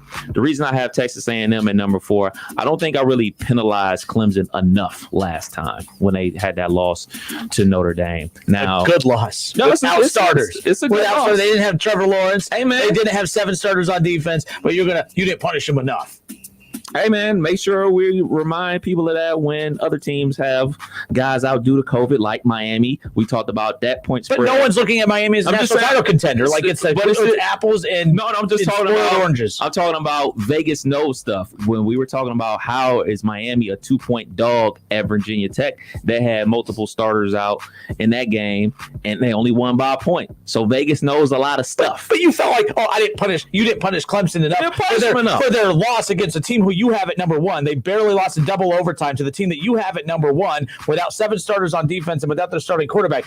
But you didn't punish them enough. So you take them out of your top 4. Texas A&M, who you put in the top 4, lost to Alabama 52-24. And they also beat a team that I respect highly in Florida. 41-38. That's a great, but you can't get blown out. So out of these teams, Notre Dame and Texas A&M have the best wins. Notre Dame and Texas A&M have the best wins in college football so far this year. Notre Dame and Texas A&M. Yes. Okay. So that's why I got to reward winning. I have to reward winning because this is all about winning games. It's not about winning games. It's clearly not about winning games. Otherwise, we would have Cincinnati at number 1. All that. What those teams are in the Power 5, correct? What? The Notre Dame and Texas A&M, they beat other Power 5 teams. UC is not in the Power 5, right? Oh yeah, that's why they're lucky. So I'm rewarding Texas A&M for having probably the second best win in college football this year. You get blown out by Alabama. You get blown out. Clemson's only loss is so how other schools are allowed to get better, right? So they're getting better. Clemson's fine. They're fine. This isn't the end of the rankings. The season's going to play itself out. I didn't punish them enough last week. Yeah, got to punish them. Take that, Sunshine. Hold up. But David Shaw has a good point. Kev, you respect Florida so much, you have them at 7. Well, they did lose to Texas A&M. They lost it to the game. I love college football playoff time for this reason right here. They lost. It challenges my high blood pressure, but it's fine. I love it. They lost, right? They lost to Texas A&M. By the way, the rules of the show are no one's allowed to disagree with me because I don't know how to handle it. Let's be clear. I'm very stupid during this time. The one flaw in my life is that I don't know how to handle people disagreeing with me. And rather than trying to people call me out on it all the time and they think they're telling me something I don't know. I have a problem, and I will try and get better. But I can't when you have Clemson not in your top 4 because you haven't punished them enough. But the Texas A&M that you put in, I should have had them at 5. I should have had them at 5 last week. This would have happened last week. You know who agrees with me? Who? Keith Byers. Keith Byers agrees with me. Number 6, our beloved Bearcats down in Cincinnati. Strong at a number 6, doing what they're supposed to do, actually doing better than I thought they would be doing this season, to be perfectly honest. They're still undefeated, obviously, and not only winning games, but they're blowing opponents out. 7 is Florida. They have a real good win. They got good wins on their resume. That close loss to A&M. That's why I have A&M so high. I really respect what Florida's got going on. I really think that their tight end Fitz is going to be a top round draft pick. Don't sleep on Kyle Trask being an NFL quarterback one day. Indiana. Now, I've been swinging this Indiana thing all season long. I've been swinging this Indiana thing since August. It all comes down to Saturday at noon. Obviously, I believe the Buckeyes are going to win. I obviously believe the Buckeyes are going to win big. So Enjoy being in the top 10, Indiana, for this week. You can somehow get your way back into the top 10 if you handle business the rest of the season, but enjoy being in the top 10 this week. Number 9, Miami. I really respect what Miami did this week. Like you talked about with Clemson going on the road to Notre Dame, only losing in overtime and everything like that with so many starters out. Miami did the exact same thing versus Virginia Tech. So I got them in my top 10 at number 9. And at number 10, BYU. They got an NFL potential quarterback on their roster. I'm not going to sit here and act like I've watched more than a half of BYU football this year, but they are undefeated, and I got to give respect to an undefeated team. Because, Cash says winning matters. It does matter. But sometimes winning is a given. How is it a given? Because I'm not, to be fair here, this is where I come in. I guess wins matter, but sometimes it's like kind of like with your job. Showing up to work on time matters, but when you show up on time to work, your bosses don't. Hey, you're on time. You're on time because you're expected to show up to work on time. Just like are you talking about this building? When you're Ohio State, well, this building, yeah. People are on time based on their own mental watches, right? Like so, mental time. So no, but like I'm not going to praise you for doing something you should do. I'm not going to like for this weekend. I'm not praising Ohio State. I'm rewarding winning. I'm rewarding winning. But like, so should I get rewarded for showing up to work on time, or should I be rewarded for showing up to work? No, you should be rewarded for excelling.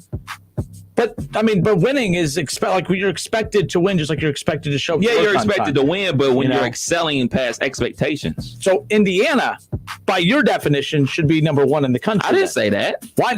You're winning beyond expectations. Well, my expectations. Some teams should just. They are exactly where I thought they should be coming into the season. I thought that they should be undefeated coming into this Ohio State game. You thought that they were going to beat Michigan. You thought they were going to beat Penn State. Dude, and we have it on tape.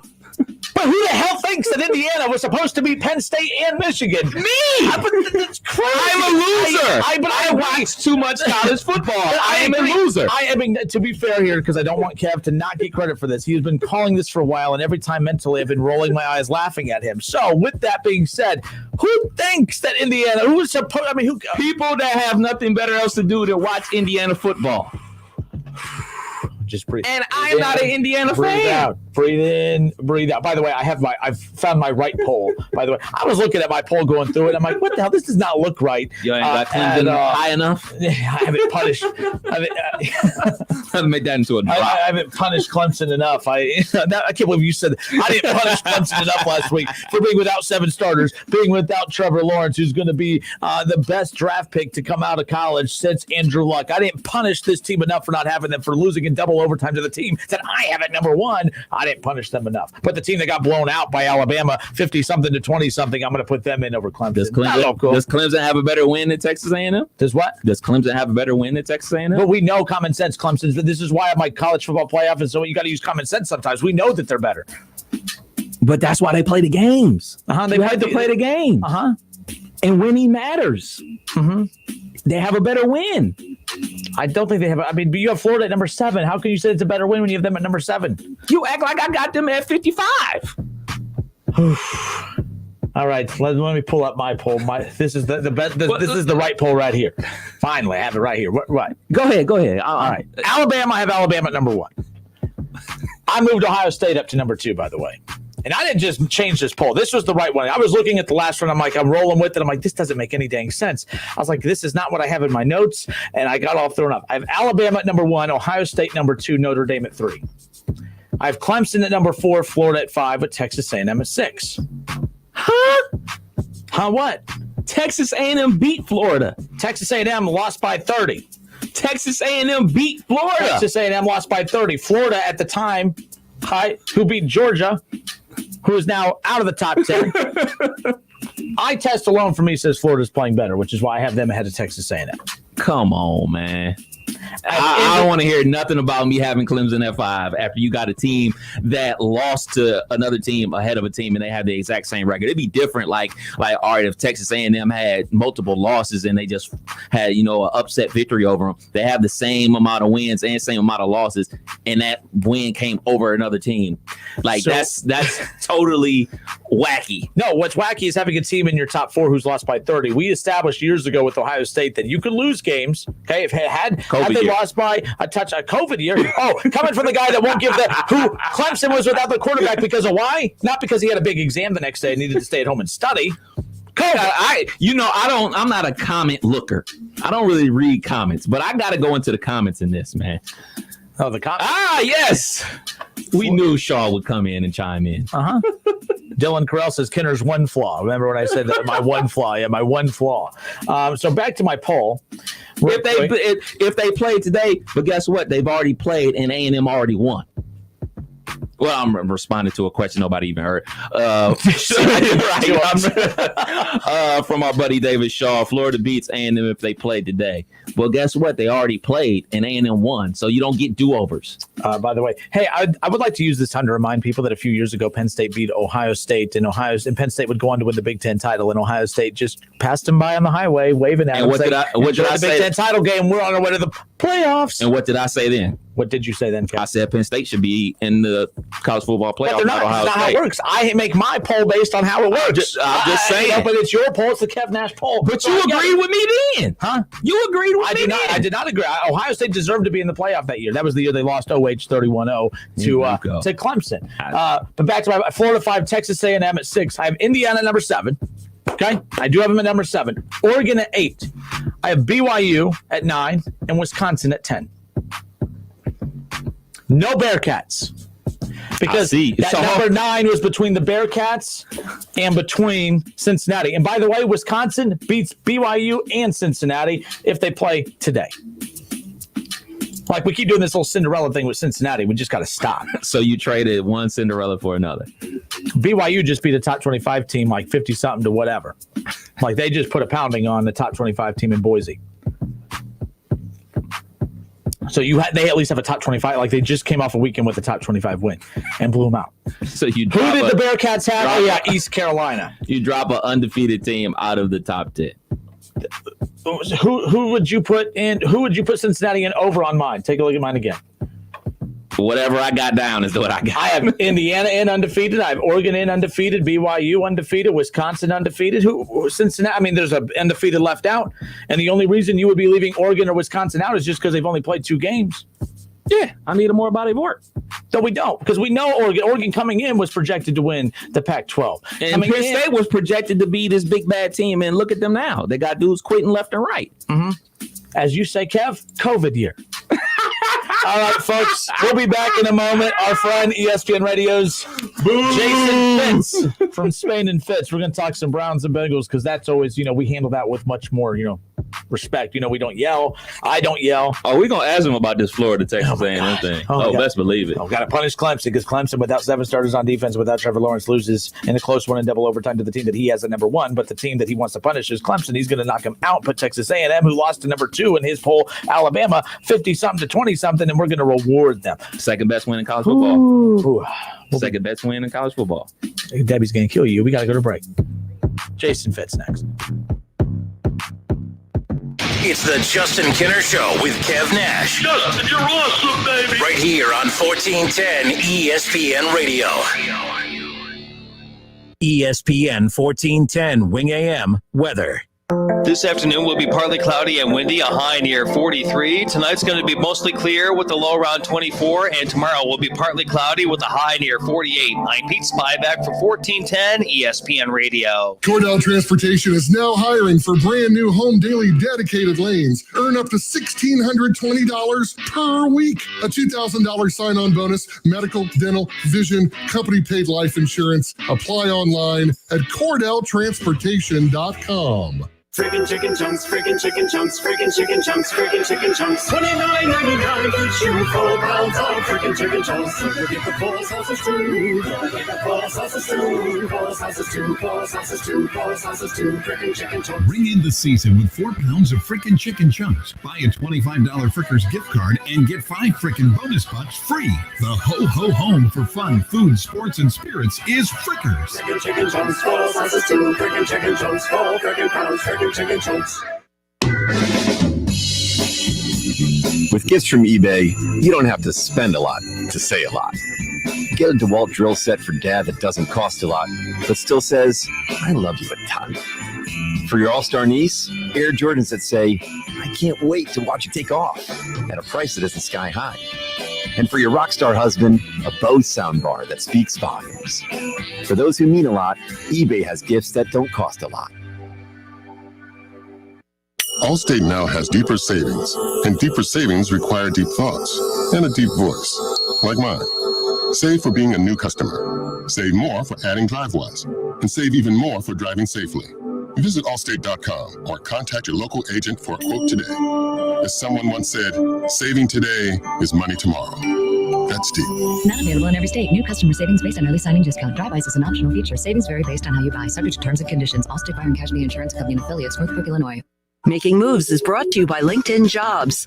After falling to the Los Angeles Lakers in the 1982 NBA Finals, the 76ers needed to find the right player to build the ultimate winning team. In September of '82, they acquired restricted free agent Moses Malone. They went on to rack up a 65-17 regular season record and followed that up with a 12-1 postseason record. Malone won the regular season and NBA Finals MVP award. Build your winning team today. Go to linkedin.com/sports. Adding a leader you need right when you need them. That's how sports teams get ahead and how your business can too.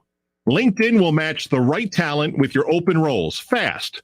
Post a job and you'll get great candidates with the right mix of skills, interest, and experience. So every hire you make is a win for your business.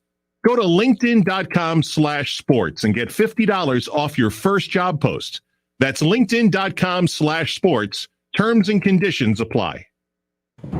Starting route. Your destination is 0.1 miles away. If you drive less than 500 feet, turn left. You have arrived at your destination. If you drive less than 25 miles a day, you could be paying less every day with pay-per-mile car insurance from Allstate. You get the same reliable coverage and hands-on expertise you'd expect from Allstate, but now at a price that's tailored to the miles you drive. Call your local Allstate agent and start paying what's right for you. Includes a daily rate. Prices vary based on how you buy. Subject to terms, conditions, and availability. Not applicable in California. Allstate Fire and Casualty Insurance Company and its affiliates. It's time for some straight talk. Look, we all drop our phones. It happens. You fumble it, crack it, splash it. Well, Straight Talk Wireless now offers this new Platinum Unlimited plan that includes phone protection. Just $65 a month for unlimited talk, text, and data, plus 20 gigs of hotspot, 100 gigs of cloud storage, and more. All on the best network. Straight Talk Wireless, no contract, no compromise. See Mobile Protect terms and conditions at Asurion.com/straight talk. Limitations and exclusions apply.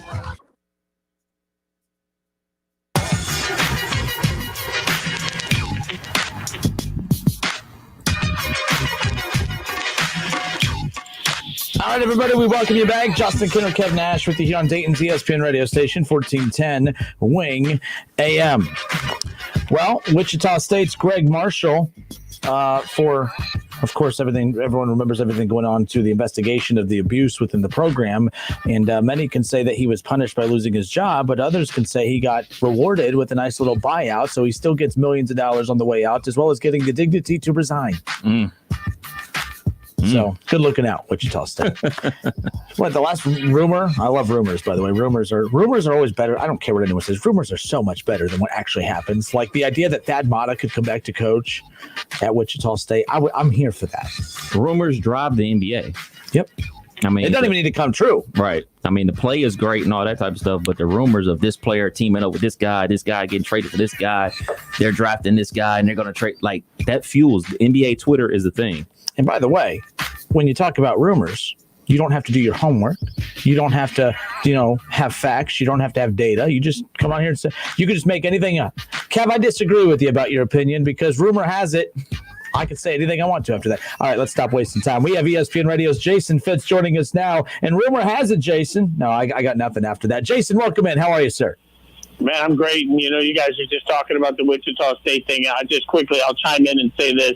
What other world other than college athletics can athletic directors create a culture where athletes don't feel safe telling anyone about physical abuse they're enduring and then write a check to somebody that goes away and not lose their jobs? Like, that's the part that I can't understand. And even plays over to college football. You got Will Muschamp getting fired. He's owed, $23 million in back pay from 2 different schools. What other job could you stand up and say, my bad, that's a $13 million hiring mistake? No worries, though. It's good. You get to keep your job. I don't know why athletic directors are constantly untouched. No, I'm with you.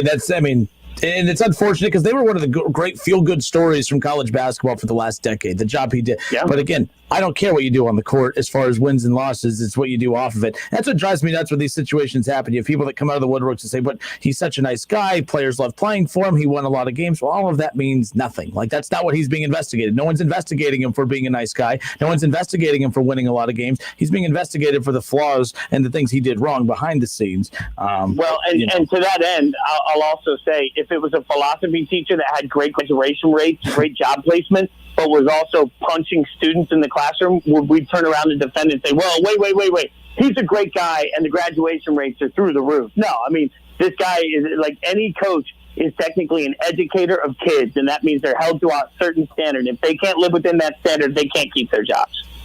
We have ESPN Radio's Jason Fitz with us here on the Justin Kinner Show with Kev Nash. Let's dive into it. The NFL season's continuing to roll on, and the playoff picture is starting to really kind of separate itself a little bit. We have a big jumbled mess there in the middle that includes my Cleveland Browns, your Las Vegas Raiders. We have 9 6-3 teams in the NFL right now. It's a big jumbled mess in the middle. First of all, your Raiders continuing to win. Congratulations on that, by the way. Thank you very much. And you're not wrong. I mean, we all thought the NFC was going to be the big conference coming in. The AFC is the one that's giving us all the magic, and it's going to be a dogfight down the end trying to get into the playoffs. And that's why who you play is going to matter. I mean, you start looking at the Raiders' schedule, and yeah, they have the Chiefs this week, but after that, they get a slew of winnable games ahead of them. And so, but they do have to play the Colts and the Dolphins, and these games against each other are going to matter so much because everybody's packed in at 6-3 right now. I mean, there's a legit shot at a 10-win team missing the playoffs in the AFC this year, which is crazy to say. Yeah, that's what we were talking about yesterday, and that team very well could be, of course, and by the way, I'm predicting it now, the team that will miss the playoffs, that will win 10 games because it just fits their franchise so perfectly, it will be the Cleveland Browns. The Cleveland Browns will win 10 games this year and miss the playoffs. I'm calling it now because that's just my luck. I mean, you're not wrong. Like, that is the only thing worse would be for like the Browns and Lions to get to the Super Bowl to take each other on and then have the Super Bowl be canceled. Like that would be the only thing that would be more. But you start to look ahead for the Browns, and they've got a couple of tough games that they're going to have to win. But at the same time, they've got a lot of easy games, and nothing's easy in the NFL. But come on, the Eagles, the Jags, the Giants, the Jets, those are winnable games. So yeah, it's easy to find the path to 10 for Cleveland. That's why I still think Cleveland's got a real shot at the playoffs. I think Miami's the one that we're all super hyped on, but they've got some difficult games ahead of them too. So I think Miami could end up on the outside looking in, even though their defense has been absolutely great. Yeah, actually, the last time the Browns won 10 games, they missed the playoffs. Which is crazy. Right. But I wanted to ask you about the Hail Mary, or what are they calling it? Hail Murray. Hail Murray. What did you think about that play? Look, I think it's a tremendous throw by Kyler, and not taking anything away from the catch, but my God, I mean, he's running out of landscape. He's about to go to the sideline. He stops his body, throws against his body going in that direction, and is able to put the ball right where his guy can get it. And, I appreciate the high pointing of the football. I appreciate the catch for all the glory that it is. But to make that throw, I don't think a lot of quarterbacks make that throw that well on the run that way. So I was really impressed with Kyler Murray, and he continues to be impressive. But, guys, I think we're not giving enough love through all of this to Cliff Kingsbury and the Cardinals as an organization. They thought they had their guy with Kyler, and they went out and aggressively acquired more talent around him, which I think you have an obligation to do when you think you've got your guy. You get him great weapons.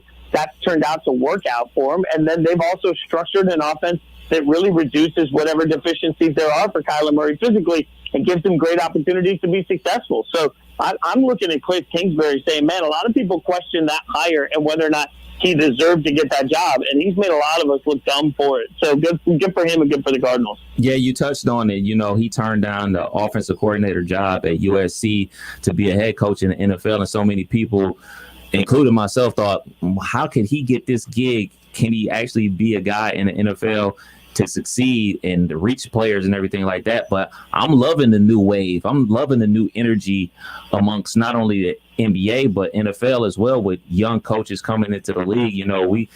I grew up in an era where, there was the turnkey coach, Fisher was always on the top of mind to get the next head coach job and everything like that. So I'm a big fan of the young blood in the NFL.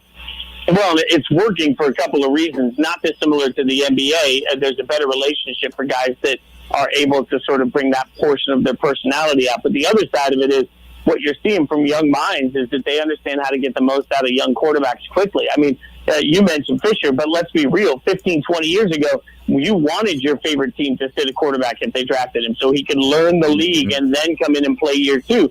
Now, if your guy isn't lights out 6 games into their rookie season, you're thinking you made a mistake. Like, you don't even get to year two without some level of pressure anymore. So I think that's largely because owners and GMs have figured out, hey, if we can get creative college football minds in here, they're going to know what plays best suit the physical skills of these quarterbacks. And instead of saying, all right, we got to run my offense, they're going to say, what offense works right for the players I have? I think that's a real change in coaching approach, and it's really paid off across the NFL as a whole because it's great young quarterbacks, but it's also coaches that are getting the most out of them right away. Yeah, the Steelers and Bengals over the weekend, a result that I don't think many people were that surprised by. The one thing in the game I did have a problem with was, we've been worried all season with how much Joe Burrow drops back and with how much he throws, considering the offensive line being what it is. He comes up hobbled early in the second half, and they're down large, and you had Zach Taylor who continued to throw him out there. Just your thoughts on, do you have a problem with the coach leaving a guy like that out to, again, you're not playing for the playoffs right now. You're not making the playoffs. Just that was the biggest criticism coming from that game. Not many people expected the Bengals to win that game, but there were still the things that happened within the game that everyone's pointing fingers at Zach Taylor right now being fairly critical. Well, and I think that's rightfully so. If anybody's ever been to Vegas or Atlantic City, or you've sat down and played at a casino, you've got that one buddy that's up and they're ahead and they start to sort of feel good about it, and then they just give it all back to the house because they become overconsumed with that one slot machine. It feels like that's what's happening right now with Zach Taylor. Like, he's so consumed with, I'm in this game and this is fun and I got this young quarterback I want to develop and there's so many things that I can do. It's not about Zach Taylor at this point. It's about Joe Burrow and the development of this Bengals team. And you're right, we've talked a lot together about the bad play calling at times and sort of the lack of balance. But it just feels like within the game, sometimes within the chess match of the game, it feels like the Bengals lose sight of what they're actually needing to accomplish, and they just become infatuated with wheeling out the shiny toy every single time. And that's just not going to work. There's got to be some level of balance. There's got to be some mindset to what they're doing for the future. Otherwise, they're going to David Carr the heck out of him right away if they don't give him some protection. Does anybody want to win the NFC least? Oh, my God. Do any of us want to see them win? I mean, I will say this, my buddy was texting me that's a big Giants fan, and he produces a bunch of shows on ESPN radio, and he was giving me the whole spiel about why the Giants should be 5-5, and I rolled my eyes at it. But then I went back, and because I'm just an idiot, I spent too much time yesterday going back and looking back at Giants games.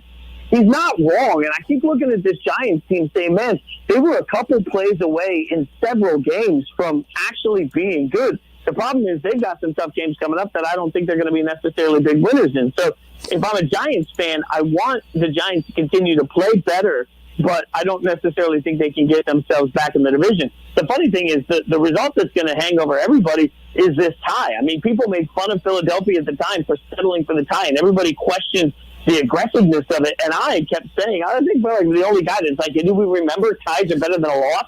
Even if we hate it in a moment, a tie is not a loss. Well, now the Eagles still have a 1.5 game lead in this terrible division. I don't know how you give that up. So I'm still going to believe that at some point the Eagles end up winning the division. But the Giants could go on a run and surprise all of us. They are better than we're giving them credit for being. ESPN Radio's Jason Fitz from Spain and Fitz with us here on 1410 ESPN Radio. Now, going back to the AFC North real quick to close this part out. The Steelers 9-0, Baltimore Ravens 6-3. We talked about the jumbled 6-3 mess in the AFC just a little bit ago.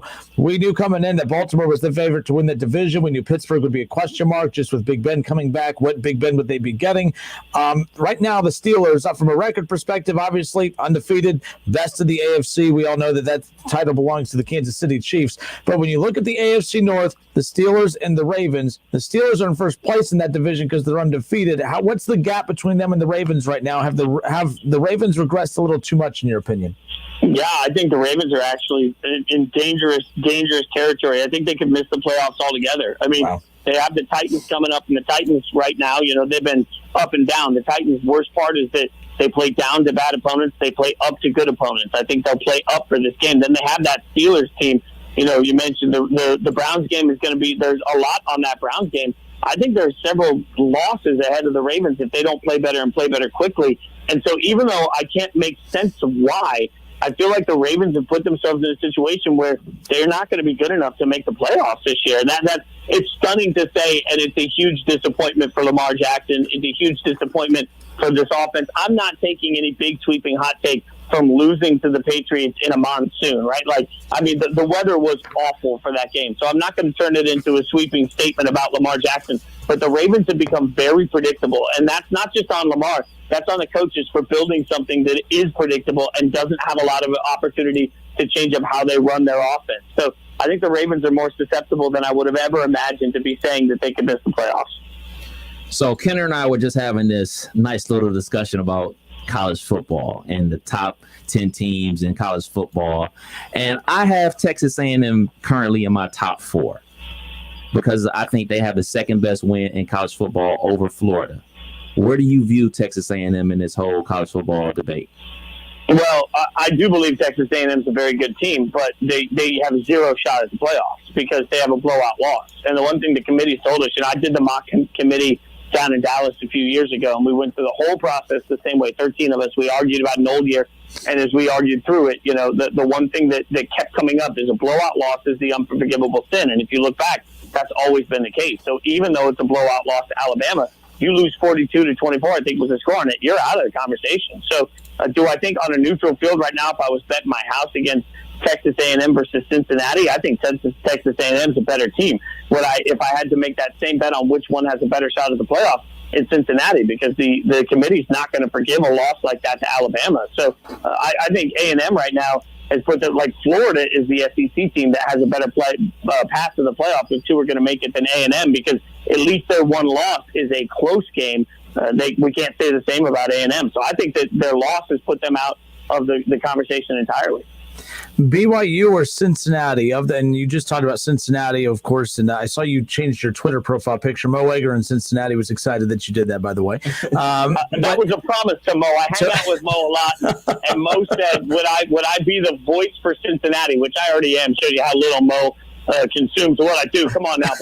But Mo was like, do it, so I did it just to make Mo happy. Yeah, and look, I think Cincinnati has the better path, and part of that comes because we're going to have the dreaded eye test this year, right? And so BYU is blowing everybody out. I'm not taking anything away from that. But Cincinnati walks in with benefit of the doubt that BYU doesn't get. And these are still humans that are making these decisions. So they're coming from a conference that has been left out in the past because of UCF. I think that is on the minds of the committee. They're coming from a conference that does have some level of respect from the committee. They've shown that over the last few years. And they played such dominant football, and they've done it with a head coach that has a lot of respect from the committee. So what you've got is a bunch of football heads that are sitting in the room shaking their head and saying, well, yeah, we knew Luke Fickell could do this, and we know this Cincinnati team is good. But the one thing I'd say is that some people, I think, sort of got on Cincinnati a little bit for running up the score last week. No, that is the absolute right approach because you want to make sure that if you've got somebody in the committee that's only looking at box scores, you will eliminate any question. So this is not about sportsmanship. It's about trying to get into the playoff. I think Cincinnati's got a very legit shot. All right, ESPN Radio's Jason Fitz. Jason, send us out with this. Ohio State, Indiana this weekend. The first college football playoff poll reveal comes a week from tonight. The top 4, we ask you this every week. You send us out with this every week. Your top 4, how do you think it's going to shake up? And a weird question about Indiana. Let's say Indiana loses 35-32. They're a 21-point underdog, rightfully so. But let's say they lose 35-32. Can a loss actually help a team like Indiana? Yes. Because if they lose a close game to Ohio State, they will get so much respect. It's not a small amount. There's an ocean between Ohio State and Alabama and the rest of the college football community. And I would have put Clemson in that before they laid an egg against Notre Dame. So, I look at this and say it's a statement of how good Ohio State is. But yes, so many people are still doubting Indiana. If they win or if they lose close, they will get a ton of credit for what they've already accomplished as a result of that loss, as strange as that sounds. My top 4, I've got Ohio State at number 1, Alabama at number 2. I think probably they'll put Notre Dame in at number 3, and that leaves the dreaded question of who's going to come in at number 4. And, I think that at this point we'll still get Clemson. So that's what I expect from everybody. I think this is really about the fact that there's not a 4th best team in college football. We're still waiting for other teams to really step up. And shameless plug, rankings reaction that I do with Michael Jr. every year.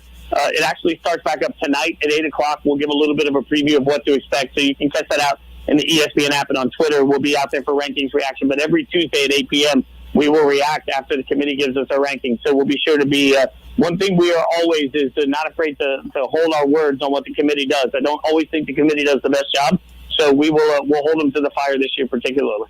All right, good stuff. This is the best time of year right here. I mean, I was screaming at Kev. He was, he was taking it well. He didn't scream back at me, but I tell him, I said, I don't handle people disagreeing with me well, and it's the only thing I can't control myself with is college football playoff banter. So that's it's my favorite time of year for this. I lose friends every year because of it. So there you go. Amen to that. That's the best. This is the best part about covering college football is just watching everybody get up on a lather and then sitting back. Like I'll admit, the troll in me likes to just make the one statement, step back, and be like, "Now you guys fight amongst yourselves. I'll just watch." It's like being in a bar fight where everybody's had too much whiskey. Yes, and then you sneak out the back while the fight's still going on. Is basically how it's done. So there you go. Hey, Jason, great stuff as always, man. You have a great week. All right. Appreciate you guys. Thank you so much. Later. All right, you can hear Jason Fitz coming up here in a little bit, 7 to 9. An hour after our show is when his show comes on, Spain and Fitz from 7 to 9 weeknights right here on 1410 ESPN Radio. But yes, the college football playoff, that's going to be fun. Alabama, Ohio State, Notre Dame, Clemson. That's weird. That sounds very familiar. No Texas A&M in there. Seems like you're a Clemson hater.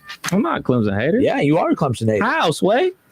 How? You're the only human being in the history of the world that has Clemson not in the top 4. I'm just saying. They can get their way back. Huh? They can work their way back. Not for Kevin. Not for Kevin. Yeah, they can. Nope. No. Dude, it pains me to have Texas A&M in my top 4. No, you're a homer there too, by the way, because I see what you're doing. You're living out the. No, I hate. Oh no! Apparently not. If you I don't like hate means you no, but I couldn't stomach Michigan in anything because I hate Michigan. Then you let your emotions get in the way. I'm not letting my emotions get in the way. My top 10. They're not in my top 10. Exactly. You let your emotions get in the way. Your hate for Coach Fickle. I do not hate Coach Fickle. I don't. I just got mad at people who, oh man, look at what a noble guy. He chose Cincinnati over Michigan State when you guys are delusional. He did not pick Cincinnati over Michigan State. He picked his current situation over the disaster that was that program at the time. Mel Tucker, I'll give credit to, has done a good job of salvaging that mess. What up, Coach Tucker? So there you go. What's up, Coach Fick? What up, Marcus Freeman? You know. I like Marcus. They can come over. They can hang out with me. So, by the way, the reason I think I have a problem with send me some swag too. By the way, a number 7 jersey would be nice. Here's a little trivia for you: the last coach for Ohio State that lost to Michigan was. Oh my gosh! This guy, H baby. This guy. We'll be back in a moment.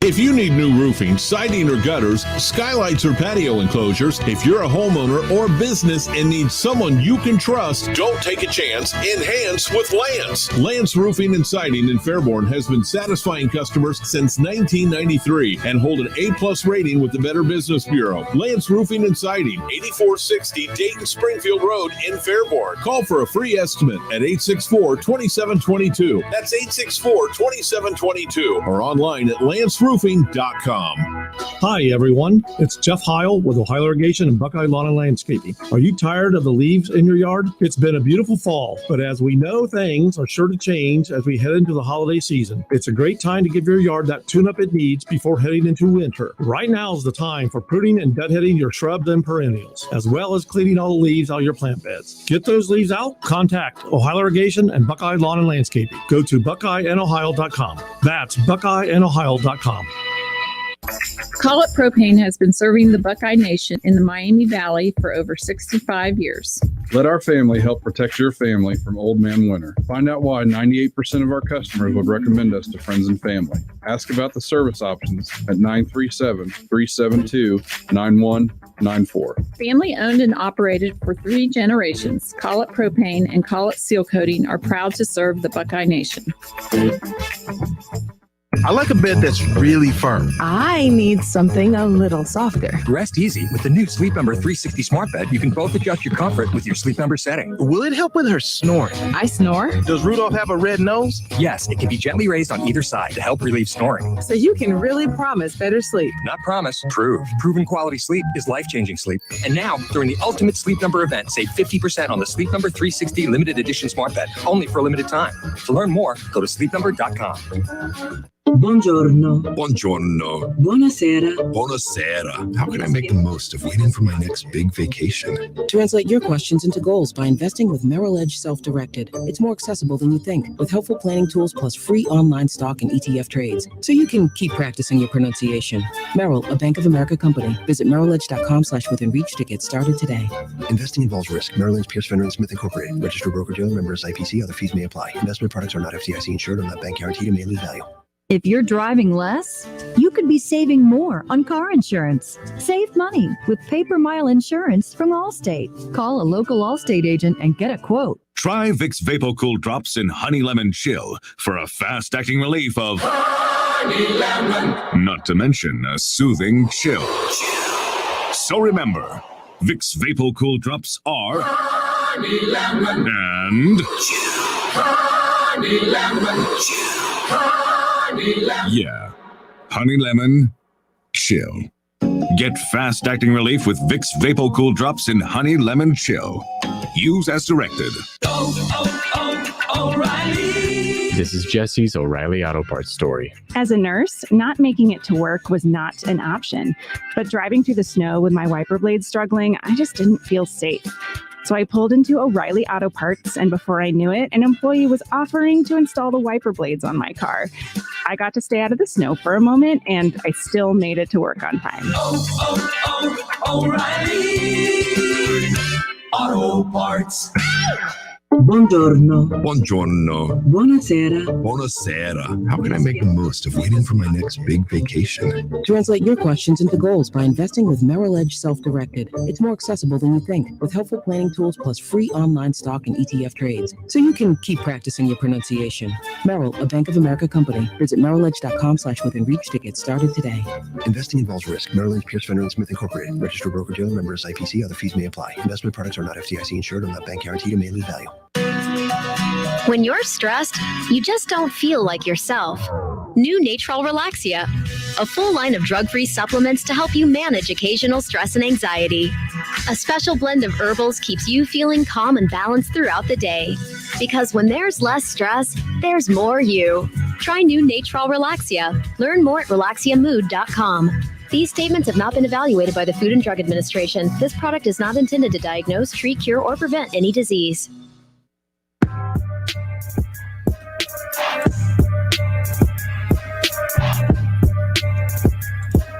Justin Kinner, Kevin Nash back with you here on 1410 ESPN Radio. You know, talking about Jason Fitz, the one question I had asked him about was Indiana, Ohio State, Indiana, this coming up weekend, and we'll talk more about this coming up here in hour number 3. Ohio State number 3, Indiana number 9, a top 10 showdown in the Big Ten. I'm sure I can't think of the last time Ohio State, Indiana, battle of the top 10 was all used in the same sentence outside of basketball, of course. But even the old Archie Miller in basketball hasn't really got Indiana to the top 10. So, you know, it's been a while, but it's tough times for Archie Miller. No, like UD won that divorce.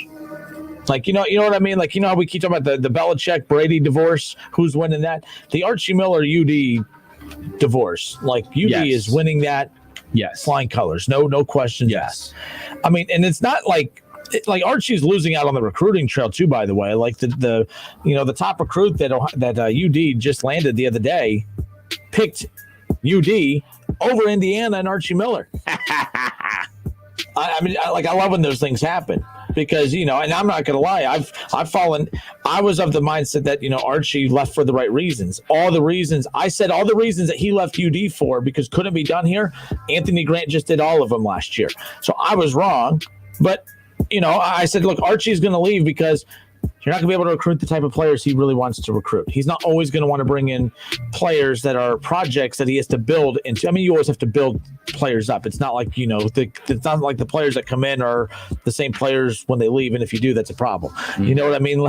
So that was, that's a concern. But like, he wanted to go get the best players in the country. He wanted to have access to. He wanted to make a lot of money, which of course UD could have made. But he also wanted to be able to fight for top seeds in the NCAA tournament. He got tired of having good UD teams like the last year that he was here, and they got screwed on the seeding like as 11 or 12 when they went up against Wichita State that year, whatever it was. So, or no, Wichita was the 11. They should have been higher. Either way, Wichita should have been rated higher than what they actually were that year, but that's how they ended up getting ousted in the first round. They would have had Kentucky and Bam in the next round had they been able to beat Wichita. But no, everything I said that Archie should have left UD for that couldn't be done here, Anthony Grant just did that last year. Yeah, So don't there feel you go. bad for him at all. He got paid a lot of money. And matter of fact, he was going to get paid the exact amount of money if he'd have stayed at UD, right? I don't know about the exact same. They were UD was willing. UD was in the same tax bracket. UD was willing to make him a top 10 compensated coach in the country.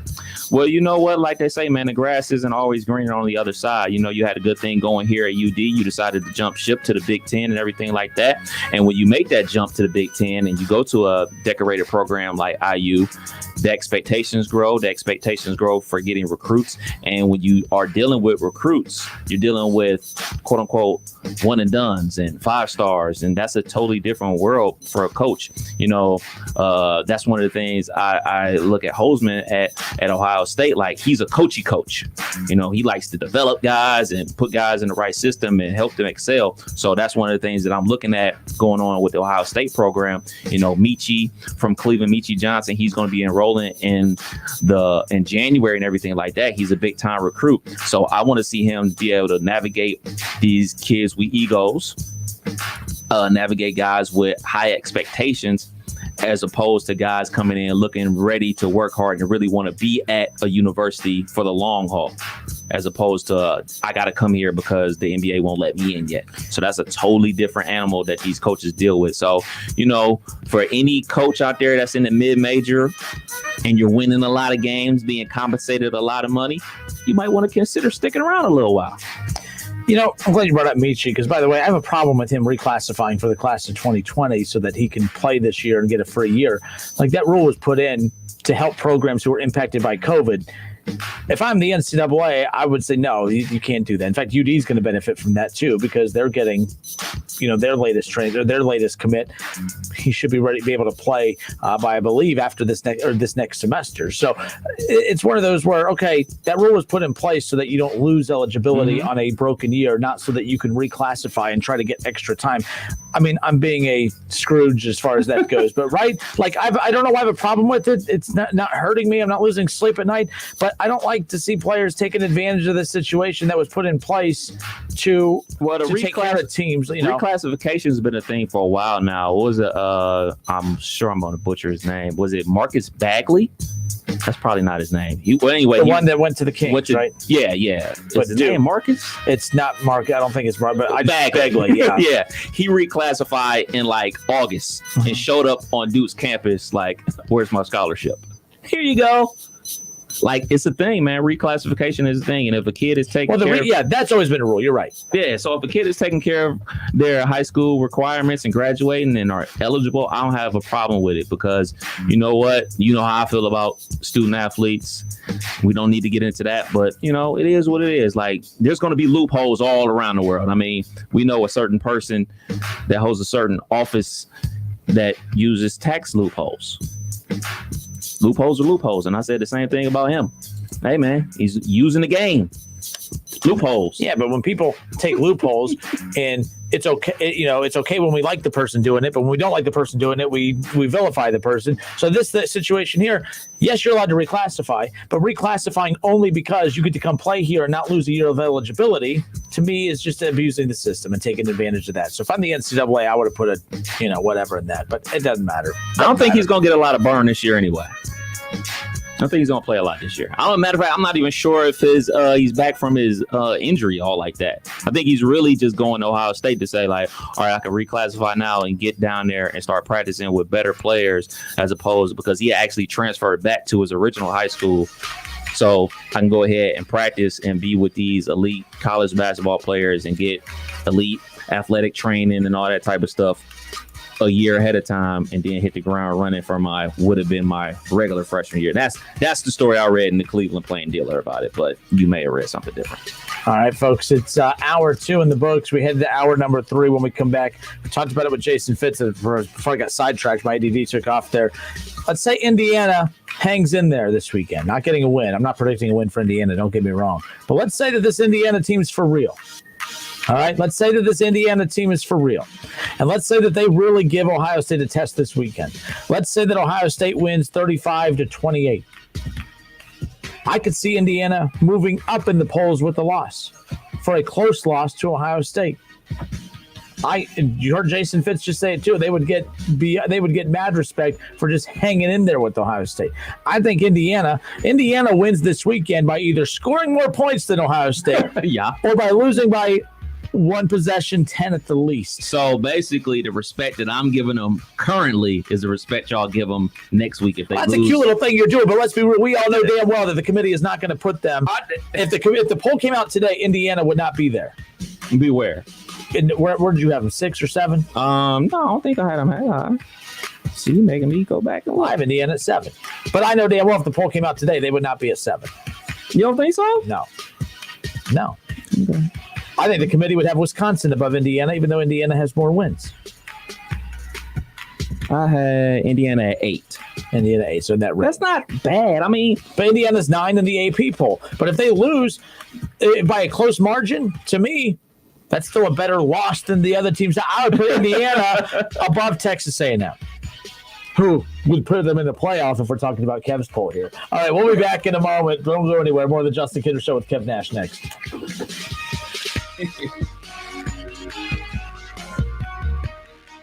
At Charmin, we heard you shouldn't talk about going to the bathroom in public, so we decided to sing about it. Get ultra strong for your South Pole. Charmin keeps your undies whiter than the North Pole. A shiny hiney, a brand new year. Come to us, Charmin. Happy New Year. May your holidays be Charmin, clean, merry, and bright. May all your undies be Charmin, clean, white. Charmin Ultra Strong just cleans better. Enjoy the go with Charmin. Hi, I'm Brooke Burke. Do you ever consider just how important your feet are? They're quite literally the foundation of your body. And if you don't take care of them, you're asking for problems. That's why I wear Skechers' new Arch Fit shoes. Skechers teamed up with podiatrists to make a shoe that provides total foot and arch support. They use 20 years of data to design a podiatrist-certified insole that distributes support across the arch no matter what foot type you have, providing extreme comfort. Get Skechers' new Arch Fit at a Skechers store near you, Skechers.com, or wherever stylish shoes are sold. It's game day. Are you ready? If you want your game day meal in a hurry, be sure to stop by Lee's Famous Recipe Chicken and pick up a Buckeye Bucket with 25 golden brown breast strips for only $29.99. And don't forget to add a large Dr. Pepper for $1. Lee's can make your gathering for the big game famous and take the work out of your perfect party. Buckeye Buckets are available daily and limited 2 per customer. Pick up one today. Lee's, famous for chicken. OHMB 803342 and MLS 304138. Do you need help with a loan to purchase or refinance your home? Have you applied for a home loan and been told you do not qualify for a loan? Are you a first-time buyer and have questions regarding the home buying process? Are you considering refinancing your existing home? Do you live in Ohio, Kentucky, Indiana, Florida, or South Carolina? If you answered yes to any of the above questions, you need to call Forrest Ferris at 3rd Street Financial Home Loans at 513-320-5911, who is available 7 days a week to help you. We're 3rd Street Financial Home Loans, and Forrest Ferris specializes in approving home loans banks and other lenders cannot or will not approve. Some of our clients might have low credit scores, been through a divorce, want to buy a home for sale by owner, are in a land contract, or dealing with probate or estate homes. Call Forrest now for a free estimate, 513-320-5911. That's 513-320-5911. Offer valid for purchase or refinancing of homes located in Ohio, Kentucky, Indiana, Florida, and South Carolina only. Minimum loan amount $60,000. Limitations and restrictions apply. The Montgomery County Veterans Service Commission is here to assist veterans during this COVID-19 pandemic. Even though we are not meeting face-to-face, we are here for you. We understand it is a difficult time with this virus threat and the strain of implementing social distancing. For those Montgomery County veterans who have lost their source of income due to their employers having to close or reduce their business hours due to the COVID-19 pandemic, you may be eligible for COVID-19 Special Financial Relief Assistance. Please contact the Montgomery County Veterans Service Commission at 937-225-4801 Monday through Friday for more information or to have an application sent to you. You can also visit mcvsc.org. The Montgomery County Veterans Service Commission is here to help Montgomery County veterans during the COVID-19 crisis. Call 937-225-4801 Monday through Friday or visit them online at mcvsc.org. We went to Skyline knowing that we could trust that they were doing everything right The tables were far apart, and we felt very comfortable sitting at our table. We ordered our go-to 3-ways and cheese conies and extra crackers and root beers. We felt very safe. It was just a little piece of home for us and, having that sense of normalcy. And we left knowing that this is a place that we can come back to over and over again. Try Canada Dry Bold Ginger with an extra kick of real ginger taste that blow the butterscotch out of your grandma's bowl. Canada Dry Bold Ginger, not your grandma's ginger ale.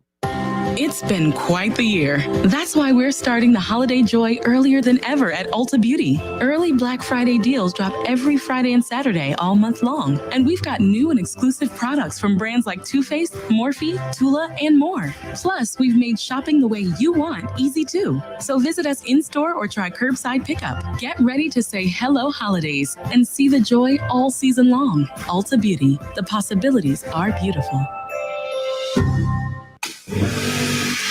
You decided to upgrade your outdoor deck. So you ordered the essentials: a power washer, a set of patio chairs, and a shiny new grill. And you use your Bank of America Cash Rewards credit card, choosing to earn 3% cash back on online shopping and up to 5.25% as a preferred rewards member, which you put towards your most essential deck addition, a bird feeder. Apply for yours at bankofamerica.com/more rewarding.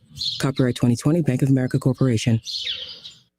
Hey, Sam, back from your date so soon? It didn't exactly go well. I really struggle with communication, trust, lack of commitment. At this rate, I'll be a single mom forever. Maybe you should check out if you qualify for the free classes offered at Marriage Works Ohio. They have TANF funds for people over 18 with a child at home or pregnant. You may qualify as a single mom. They help married couples and singles with healthy relationship classes, including topics like dating. Go to trustmarriage.com or call 937-262-7010 to register. Cleveland State women's basketball coach Chris Kilsmeyer, COVID survivor.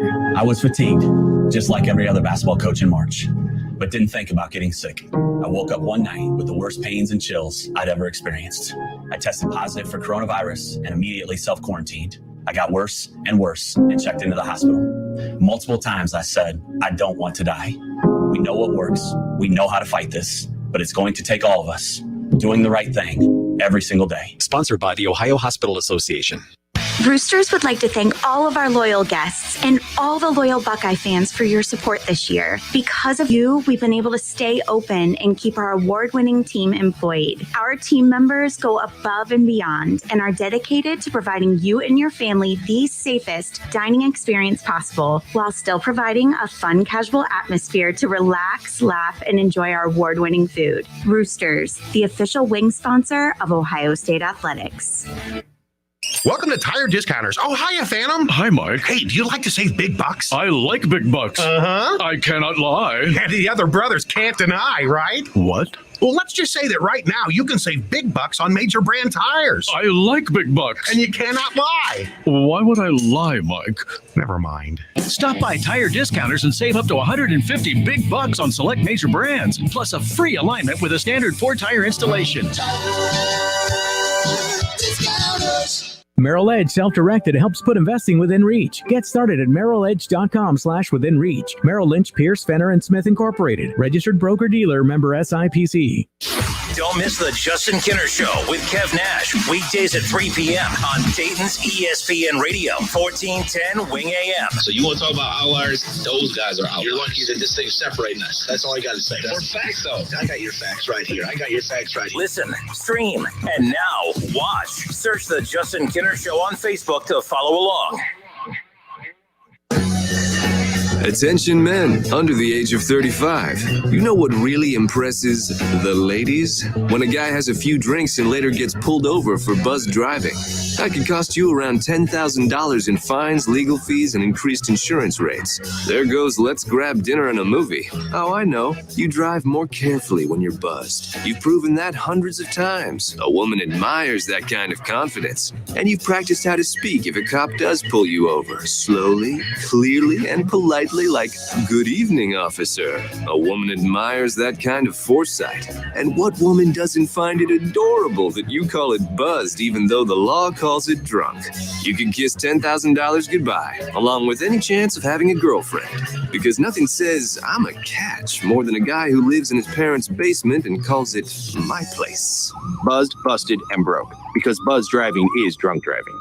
A message from the National Highway Traffic Safety Administration and the Ad Council. All sports, all the time. This is 1410 ESPN Radio.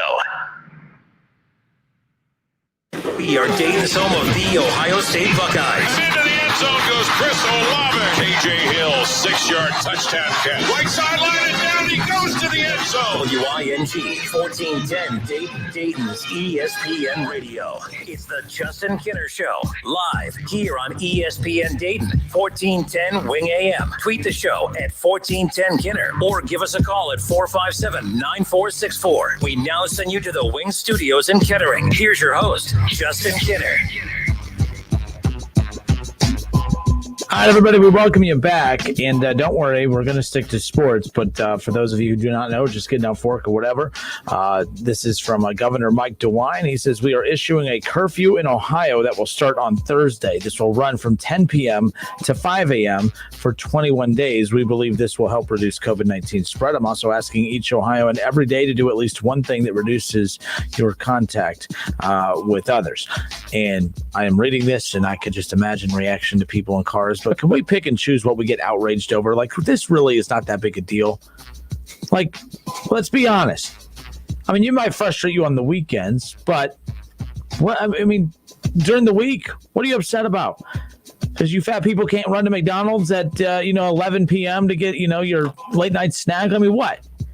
And I said that because I told Kev earlier, joking around, that I said this only impacts me because sometimes I like to go. I get real hungry at night, and the snacks in the cupboard aren't good enough. I need to go get a cheeseburger at 11 o'clock or something like that. So this is actually good for me. I'm going to lose weight. Got the munchies. But no, look, and keep in mind, there's people get so outraged at this. This is better than what we thought was going to happen. Yeah, I will take this over an all-out shutdown again. I'm not saying this still isn't impacting businesses, especially restaurants, who stay open late, who alcohol sales and others. But I mean, let's be clear, you had to stop serving alcohol at 10 anyway. So what's the big deal? So Kev, I'm trying to remain positive about this. If all that is being implemented right now is a curfew from 10 p to 5 a, that's fine. And then whenever I told you nothing good happens after midnight anyways, well, now we're going to say nothing good happens after 10 p.m. The first thing that came on my mind, how is this going to affect DoorDash? DoorDash Ray, call us. Give us your predictions. Will there be the return of peak pay? Because there ain't been no peak pay out lately. Oh, let's check it now. We're Kevin and I, we indulge in the DoorDash delivery system. It's a great way to make some extra cash. Yes, sir. And right now I'm checking, and it is busy in the Kettering area. It's busy in your neck of the woods. It's busy in Oakwood right now. So yeah. For those, see that they're going to put on, that's what it looks like for those watching on Facebook. No peak pay, though. No peak pay. No peak pay. But let's take a look at the promos. Yeah. Your neck of the woods. Look at you, yeah. Lucky Goose. You get that's at midnight, though. Yeah. Well, you can't be out. So on DoorDash, they have what is called peak pay. And there are certain hours throughout the week where every delivery, you get your normal fee plus tip. And then with peak pay, you'll get pay on top of that. So sometimes it'll be peak pay of plus $1, plus $2. I mean, during the shutdown, selfishly, you and I were making bank during that time. Because I was because my license was technically expired because it expired. What is that commercial? Gosh. Anyways, keep going. It's a Geico commercial. Yeah. It was expired, and I couldn't dash. So I couldn't get out there with you and have so much fun and everything like that. So, but I made bank during the shutdown. I'm just saying because the peak pay was so high. So again, on DoorDash, you get your regular DoorDash delivery fee plus the tip, and then if they have peak pay, you get pay on top of that. Well, they stopped doing peak pay lately, so there's that. But so Kevin, in his neck of the woods, finally gets peak pay, but it's for Thursday at midnight to 2:30 a.m. and 3 a.m. to 4:30 a.m. And you'll be surprised, folks, how busy DoorDash is. A lot of people order food that late at night. Mm-hmm. Let's be clear.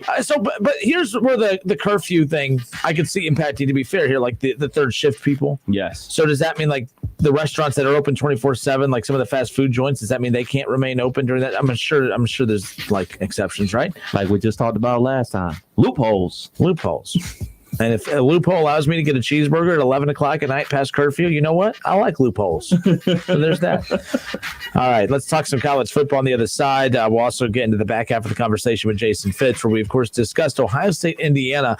This is an interesting matchup. It's a top 10 showdown, but it doesn't feel like a top 10 showdown. Is anyone believing that this is a top 10 showdown and Indiana can win even when they lose? We'll discuss next. No, they can. Stop rolling your damn eyes. It's the Justin Kinner Show with Kev Nash on 1410 ESPN Radio. ESPN 1410 Wing AM weather. This afternoon will be partly cloudy and windy, a high near 43. Tonight's going to be mostly clear with a low around 24, and tomorrow will be partly cloudy with a high near 48. I'm Pete Spyback for 1410 ESPN Radio. Weather is brought to you by Cullet Propane. 98% of their customers recommend Cullet. If you wouldn't recommend your current supplier, check them out at culletpropane.com. All those mouths to feed. So many different cravings. In a world filled with endless dinner options, lives a family ravaged by hunger. The answer lies with one man. No, not just a man, a king, a pizza king. Get a large Casano's Deluxe Pizza for $15.99 or a large pepperoni for just $12.99. Call 294-KING and see for yourself why the proof is in the taste. Pizza King. Find out what happens when road rage takes a deadly turn. Rent Unhinged, now available at Redbox, starring Russell Crowe.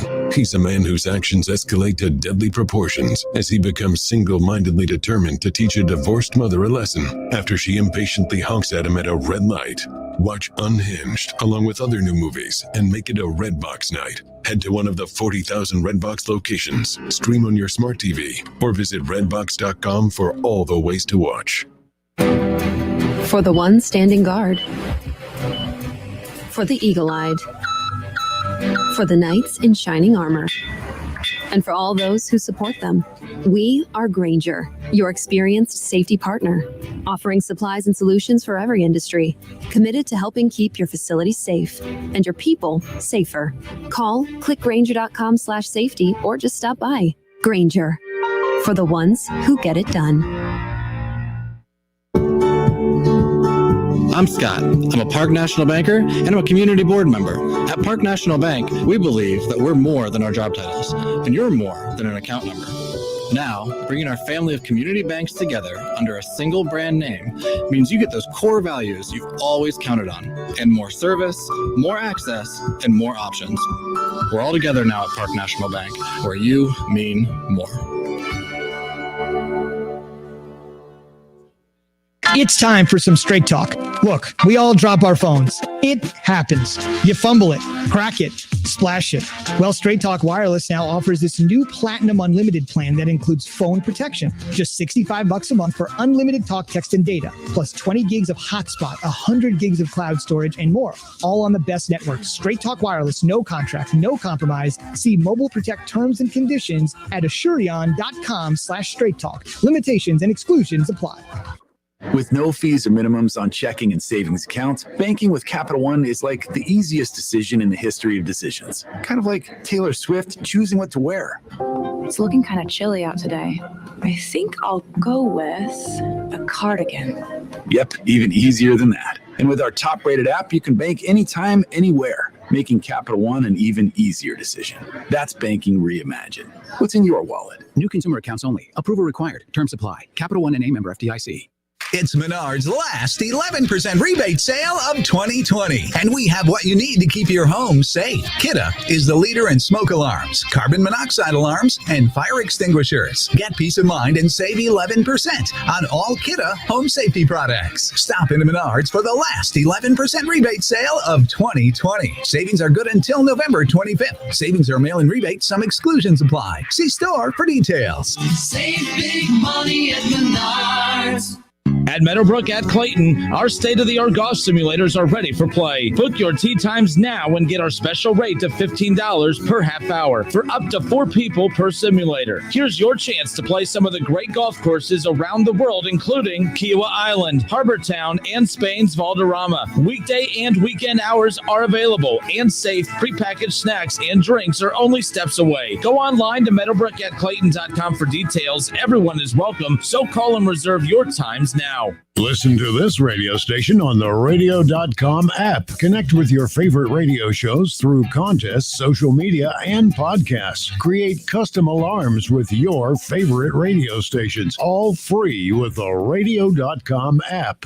Cordell Transportation is now hiring for brand new home daily dedicated lanes. Earn up to $1,620 per week. A $2,000 sign-on bonus, medical, dental, vision, company paid life insurance. Apply online at CordellTransportation.com. Friggin' chicken chunks, friggin' chicken chunks, friggin' chicken chunks, friggin' chicken chunks. $29.99 gets you 4 pounds of friggin' chicken chunks. We'll get the 4 sauces too. We'll get the 4 sauces too. 4 sauces too. 4 sauces too. 4 sauces too. Friggin' chicken chunks. Ring in the season with 4 pounds of frickin' chicken chunks. Buy a $25 Frickers gift card and get 5 frickin' bonus bucks free. The ho home for fun, food, sports, and spirits is Frickers. Friggin' chicken chunks, 4 sauces too. Friggin' chicken chunks, 4 friggin' pounds. Chicken chunks. Starting route. Your destination is 0.1 miles away. If you drive less than 500 feet, turn left. You have arrived at your destination. If you drive less than 25 miles a day, you could be paying less every day with pay-per-mile car insurance from Allstate. You get the same reliable coverage and hands-on expertise you'd expect from Allstate, but now at a price that's tailored to the miles you drive. Call your local Allstate agent and start paying what's right for you. Includes a daily rate. Prices vary based on how you buy. Subject to terms, conditions, and availability. Not applicable in California. Allstate Fire and Casualty Insurance Company and its affiliates. Liberty Mutual Insurance Company customizes your car insurance with Right Track, which rewards you for safe driving. As the world's most careful driver, that's perfect. Now applying 2 pounds of force for acceleration. You really turning in 0.3 miles and begin a deceleration. With Liberty Mutual's Right Track, you could earn up to 30% savings based on how you drive. Sign up at libertymutual.com/righttrack. Liberty, liberty, liberty, liberty. Discount on participating vehicles. Base coverages only. Availability varies. Try Canada Dry Bold Ginger with an extra kick of real ginger taste that blow the butterscotch out of your grandma's bowl. Canada Dry Bold Ginger, not your grandma's ginger ale. Hey everybody, it's Stephen A. Smith, and everyone knows my feelings on Cowboys fans. But really, Justin Kenner, you're a Cowboys fan and a Browns fan? Good Lord have mercy. I don't know what the hell to do with y'all. I really don't. It's the Justin Kenner Show with Kev Nash. Weekdays from 3 to 6 p.m. on 1410 ESPN Radio.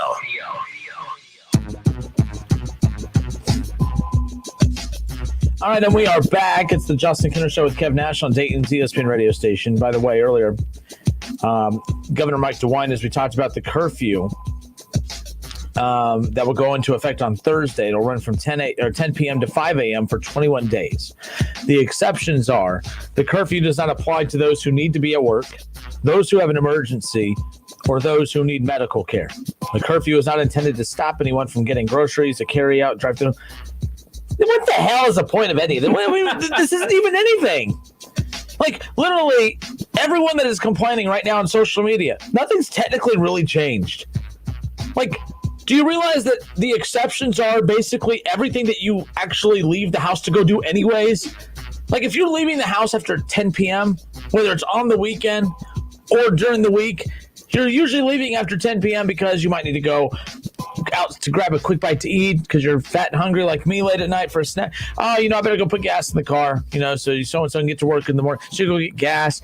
Oh, crap, I broke my foot. Need to go to the emergency room. Okay, cool, great. Off you go. Oh, I need to go to work. Do you realize that nothing has changed? Why are people freaking out and getting angry? You are choosing to be miserable human beings that has made what has already been a horrible 2020 even worse because of how moronic people act right now.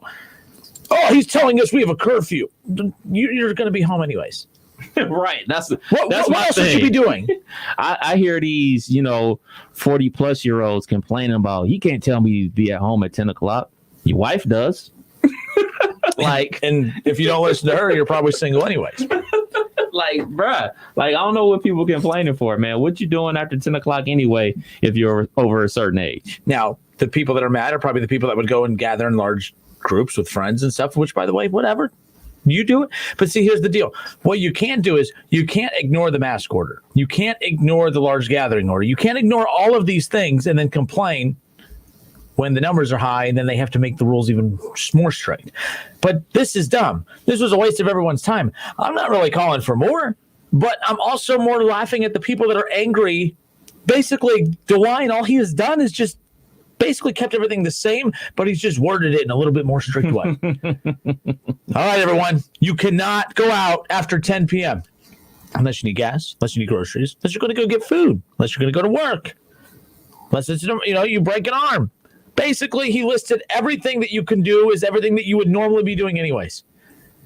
So, to make sense of this, he's basically just asking you, don't go hang out with friends. Don't go gather in large gatherings. He had already put the restriction on alcohol after 10 p.m. anyway. So again, what has changed? Nothing about this is different. So people need to stop being miserable. My thing is this, and I just saw a friend of mine who owns a business up north. And I'm not going to, but she said that basically she's happy with the news of this because it could have been a lot worse. She was fearing, she employs over 160 people throughout all her restaurants. She was worried that she was going to let people go again like back in March. So you know what? She's thankful for a damn curfew. Be thankful for a curfew because a lot of people were going to lose jobs if the shutdown happened. So stop, people. Stop. And I'm not going to stick to sports because there's too much stupidity out there on the timeline right now for me to stick to anything. This is ridiculous. Nothing's really changed. Nothing's really changed. And here's a serious question from Schroeder. He says, serious question. If he shuts down all schools, does that mean no Ohio State football? I think college, they're going to keep on rolling, right? I mean, what about like that? I mean, I guess that is kind of up for debate. I did see that everyone's like a lot of high schools are going back to learning from home. Last time that happened, they had to cancel all sports. So what does that mean for winter sports coming up? Oh, man, basketball. It's just another can of worms, man. Just another can of worms. As far as college football is concerned, I don't think you can stop this train. This train is headed towards the college football playoff. The only way to stop this train is a major breakout. We already in a major breakout, but I'm talking like horrible numbers and people in the hospital killing over and stuff like that. Like that's the only way I think you can stop football. The curfew, this thing, I'm amazed at the anger from people right now after DeWine's announcement of and this really isn't about my opinion on the virus or anything. It really doesn't matter. It doesn't matter opinion about what DeWine announced today. My opinion on what DeWine announced today is just kind of silly because it doesn't really change anything. People, you are getting mad over nothing. Nothing has really changed. I mean, if you're leaving your house after 10 p.m., you're usually either going to work, you're going to go grab a bite to eat, you're going to the grocery store, you broke a finger, you're going to the emergency room. Those are the things you were normally going to be doing anyways. Doesn't matter. Oh, I was going to go hang out with friends and blah, blah, blah. Well, they kind of asked you not to do that, and you keep doing it anyways. And then you don't wear masks, and then the virus keeps spreading, and then you get pissed off because the numbers are going up. And I will say this, for the longest time, I agreed with the people that said I didn't know anyone that had it. I know so many people that have it now. It's an insane amount. It's an insane amount of people I know that have it right now. I did not, like at the beginning, I was starting to agree with them. I'm like, yeah, they keep talking about all these virus cases. I'm like, but I don't know one single person that has it. I don't even know extended people of close people I know that had it. Right now, so many close family members have it. Yeah. So many. Yeah, one of my best friends, he lives in Houston. He's a police officer, and he tested positive on Sunday. He hit me up during the Bengals game. He's originally from Cincinnati. He hit me up. I thought it was going to be about the game. It was like right when Joe Burrow threw that touchdown or whatever. So I get a text message off. So I'm about to think he's about to say something about how great Joe Burrow is. We got to come back and beat you. I was like, got the Rona, bro. I was like, what? I dropped everything I did and called him. I was like, what's going on? I was like, man, I've been feeling like crap. I was just going to wait until we did our weekly test at work. I did it yesterday. They just called me back, gave me the results. It's 2 little kids, a wife and everything like that. And it's like, yeah, I'm sleeping in the basement for the next 2 weeks and everything like that. My brother, his best friend, wife, she was actually was on a ventilator back the first wave, back in March and everything like that, because she works at a hospital. She was on a ventilator. So I know several people that have come down with COVID. Yeah, I mean, our ESPN radio contact here, when I was back in February, went to New York and spent time with him there. And he caught COVID a little after our trip to New York. And he was put on respirator, everything like that. And keep in mind, he was the first in New York back when they had that, when it was really, really bad there. Mm-hmm. He was the first to be taken off a ventilator. Wow. He was the first, they did a big news piece on it and everything. And he's only in his 40s. It's not like, everyone likes to do that. As if, if you're old, you deserve to get sick with COVID. Like, that's my favorite thing when people do that. Oh, well, oh man, yeah, someone I know that's really old has it. Oh, well, they're supposed to get it. Like, that's like the mindset of you weird people out there. Like, well, they're old. There's, anyways. All right. It's the Justin Kinner Show with Kev Nash. Indiana, Ohio State, I'm telling you this before we go to this break. Mm-hmm. If Indiana if let's say Ohio State only beats them by 10, Indiana's number 9 right now in the college football playoff. I bet you Indiana's at least 7. They will be rewarded for losing close to Ohio State. No. Yes. No. Why? You're praising a team that lost by 30. They also have the second best win. You heard Jason Fitz. Jason Fitz said that when they did the mock trial, whatever for the polls, they said, no, bad losses, you're out. That's why Ohio State, when they lost, it's not that people think that, Ohio State lost and they got punished. No, they got blown out. That's why they got punished. They got punished, yeah. No, they got ended. They got ended like a Reuben sandwich. They got ended. All right, they got ended. So that's what I'm saying. So you can lose. Ohio State, you're allowed to lose to Purdue. You're allowed to lose to Iowa. You can't get beat by 30.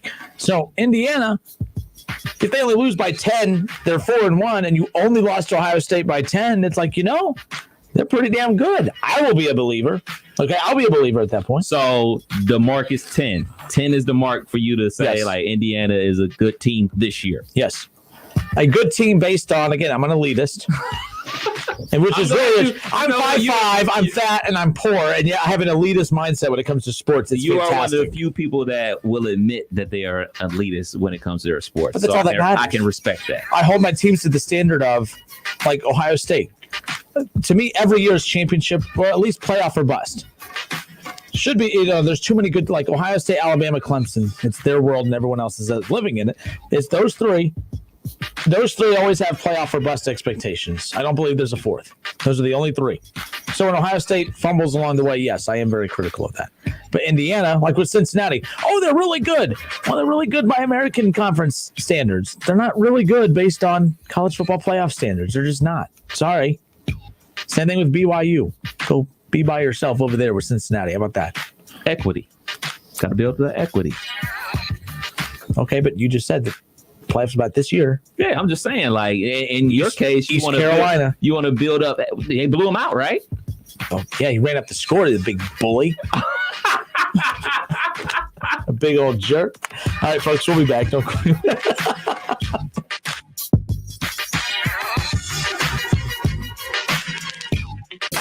It's the Justin Kinner Show with Kev Nash on 1410 ESPN Radio.